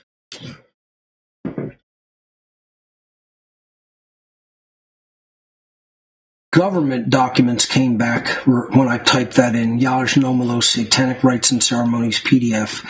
But not the actual book. I'm probably going to have to digitize it myself, folks. That's what usually happens with really rare occult stuff. You know, I'll have a physical copy, and nobody has digitized it in the history of the world, and it'll fall to me to digitize it when I already have enough work on my plate. This is the other thing that I want people with technical skills, because at some point maybe I could hand somebody the book and say, could you just digitize this for me instead of making me fucking do it with all the other work I've done? I don't even have anybody that I could just give that task to that knows how to do it already. You know? It's like, we need more people who have technical fucking skills. You know, I harp on it all the time, but it never changes. You know, I'll probably end up digitizing that book making it into a searchable EPUB or PDF document, and then I could type in androgyny and we can go right to the paragraph and read it, or paragraphs, or chapter, you know? I can't even do that because we don't have a digital copy of the book because nobody fucking digitized it. And I'll have to do it, you know? So let's just continue with the presentation. Injected into the male side of things, we have these, ridiculous notions of let's placate to the neo-feminist and what they're looking for, because some of them may actually want somebody who looks slightly masculine. That's where lumber sexuality comes in. But, this idea of metrosexuality, a guy, basically being an urban male that looks somewhat feminized, that's hugely popular amongst conditioned women. And then the ones who prefer slightly masculinized looking men want the lumber sexuals. They'll grow their beard real long and wear the flannel, and yet they have zero skill sets as a male being that of any survival mechanisms or survival skills at all. They don't know what's going on. They're the same mindset as all of the conditioned NPCs out there, and yet they look like a lumberjack. I'm so glad I don't have to actually hunt, because I have no fucking clue where gluten-free tacos live. So. And, it's a stereotypical meme, but it says what needs to be said. And these are things that are put out there for men to graft onto and look like, because they'll get they'll cut themselves into being desired by the conditioned, neo-feminist female. And it's amazing, again, that women fall for this and actually believe that that's their own idea of what they're attracted to. They actually believe that the idea came from within their own mind. That's the really scary shit, is that you'll have people insist, this wasn't socially conditioned and programmed into me. That's just something that I always thought, and it was always something that I was attracted to. No, not something that you always thought you were attracted to. This is known in the circles of what the Satanists describe as erotic crystallization inertia. ECI for short. And again, another thing that could be difficult to actually find material on, but it is out there. And it's the idea that you're going to become attracted to what things were put most in your environment and your field of vision, and in your mindset most of all. So if, very, very thin and practically waif-like women were constantly shown to you and put in your mindset in puberty, you're probably going to be attracted to very thin, very petite-looking women. If instead somebody, constantly bombarded you with metrosexual male images through music videos or girls' magazines, etc., you're more likely to become attracted to guys like on the left of this image. It's all conditioning. Very little of what we think we like and choose is actually coming from us. That would have to exist in practical isolation from other human beings and their influences upon our mind. I'm not saying that innate attractions and likes and preferences don't exist. They do. But they're far rarer than socially conditioned likes, preferences, and desired characteristics. It's probably about a 9-to-1 ratio, 90 to 10% ratio of conditioned versus inherent or innate. And most people wouldn't agree with that, and you're wrong. My analysis is accurate, and I have approximate correct figures. You could say I have a margin of error of a couple percent maybe, but I'm telling you it's about 90 to 10% ratio with how much is socially conditioned versus how much is actually an innate preference. And debate that all you want. What I'm telling you is still correct and true. But most people won't acknowledge it or admit it because their ego is in the way, and they don't want to admit how much of their own preferences and likes are socially conditioned. Something that I'm going to get into more and more over the coming weeks and months is how bad social media has become and how much it completely, I mean, this was 2016, I was telling people, and this presentation was researched in 2014 and 15. And, you know, the amount of damage social media has done to our culture is incalculable. The amount of degradation of social cohesiveness between men and women that all of the social media platforms has achieved is colossal. And this is worse now than ever. And let me tell you something, you know, while I think X has become dramatically better than it was when it was a complete censorship platform under its garbage leftist control, commie control, Musk has at least opened it up to a certain extent where it's an interesting platform, I would say. He hasn't cleaned it up the way it needs to be cleaned up to really take all the censorship and shadow banning off of it.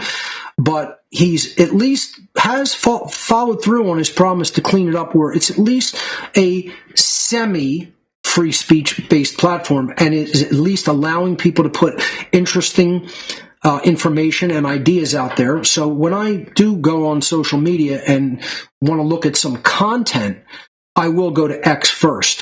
Facebook, on the other hand, has gotten so bad that it's almost not even worth launching. It is just absolute swill. I mean, that's the only word I could use for it. It is complete loserdom on that platform. I mean, there is just no, you have to scroll endlessly to find one halfway decent post.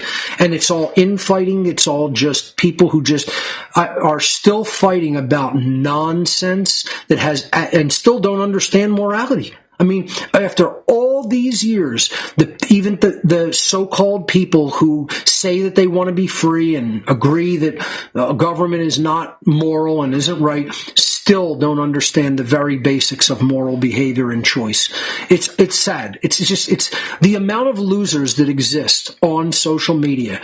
It's just a fucking cesspool is the only way that I could describe it. Social media furthers the agenda to create division between men and women. Many conditioned women employ social media as a mechanism for quote-unquote collecting men. You see this, and it's everywhere. It's just put up the bait, whatever,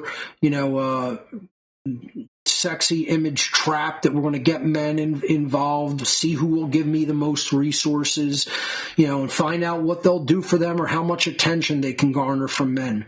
It's like a fucking shopping list. They collect men like they collect a fucking shopping list. And, that's their whole life. That's their whole existence. That's their whole identity. This is all over social media. It's retarded. It's disgusting. I'm not saying that, women can't do whatever they want with their own bodies. That's not what I mean by disgusting. It's socially disgusting that that's all most women are involved in any platform for. So they view men as a commodity on a grocery item checklist and the social media outlet as a shopping venue. Social media websites have further been employed to destroy real social interaction, and in doing so, it should say destroy instead of destroys, sorry. Embolden rudeness, since there is little incentive to be nice when you could basically get away with saying anything in the virtual world online, and there are no physical repercussions. That's why, like I said, if people think I'm fucking joking around and you want to disrespect me in person, you're not going to be on Facebook saying it, and you'll find the fuck out.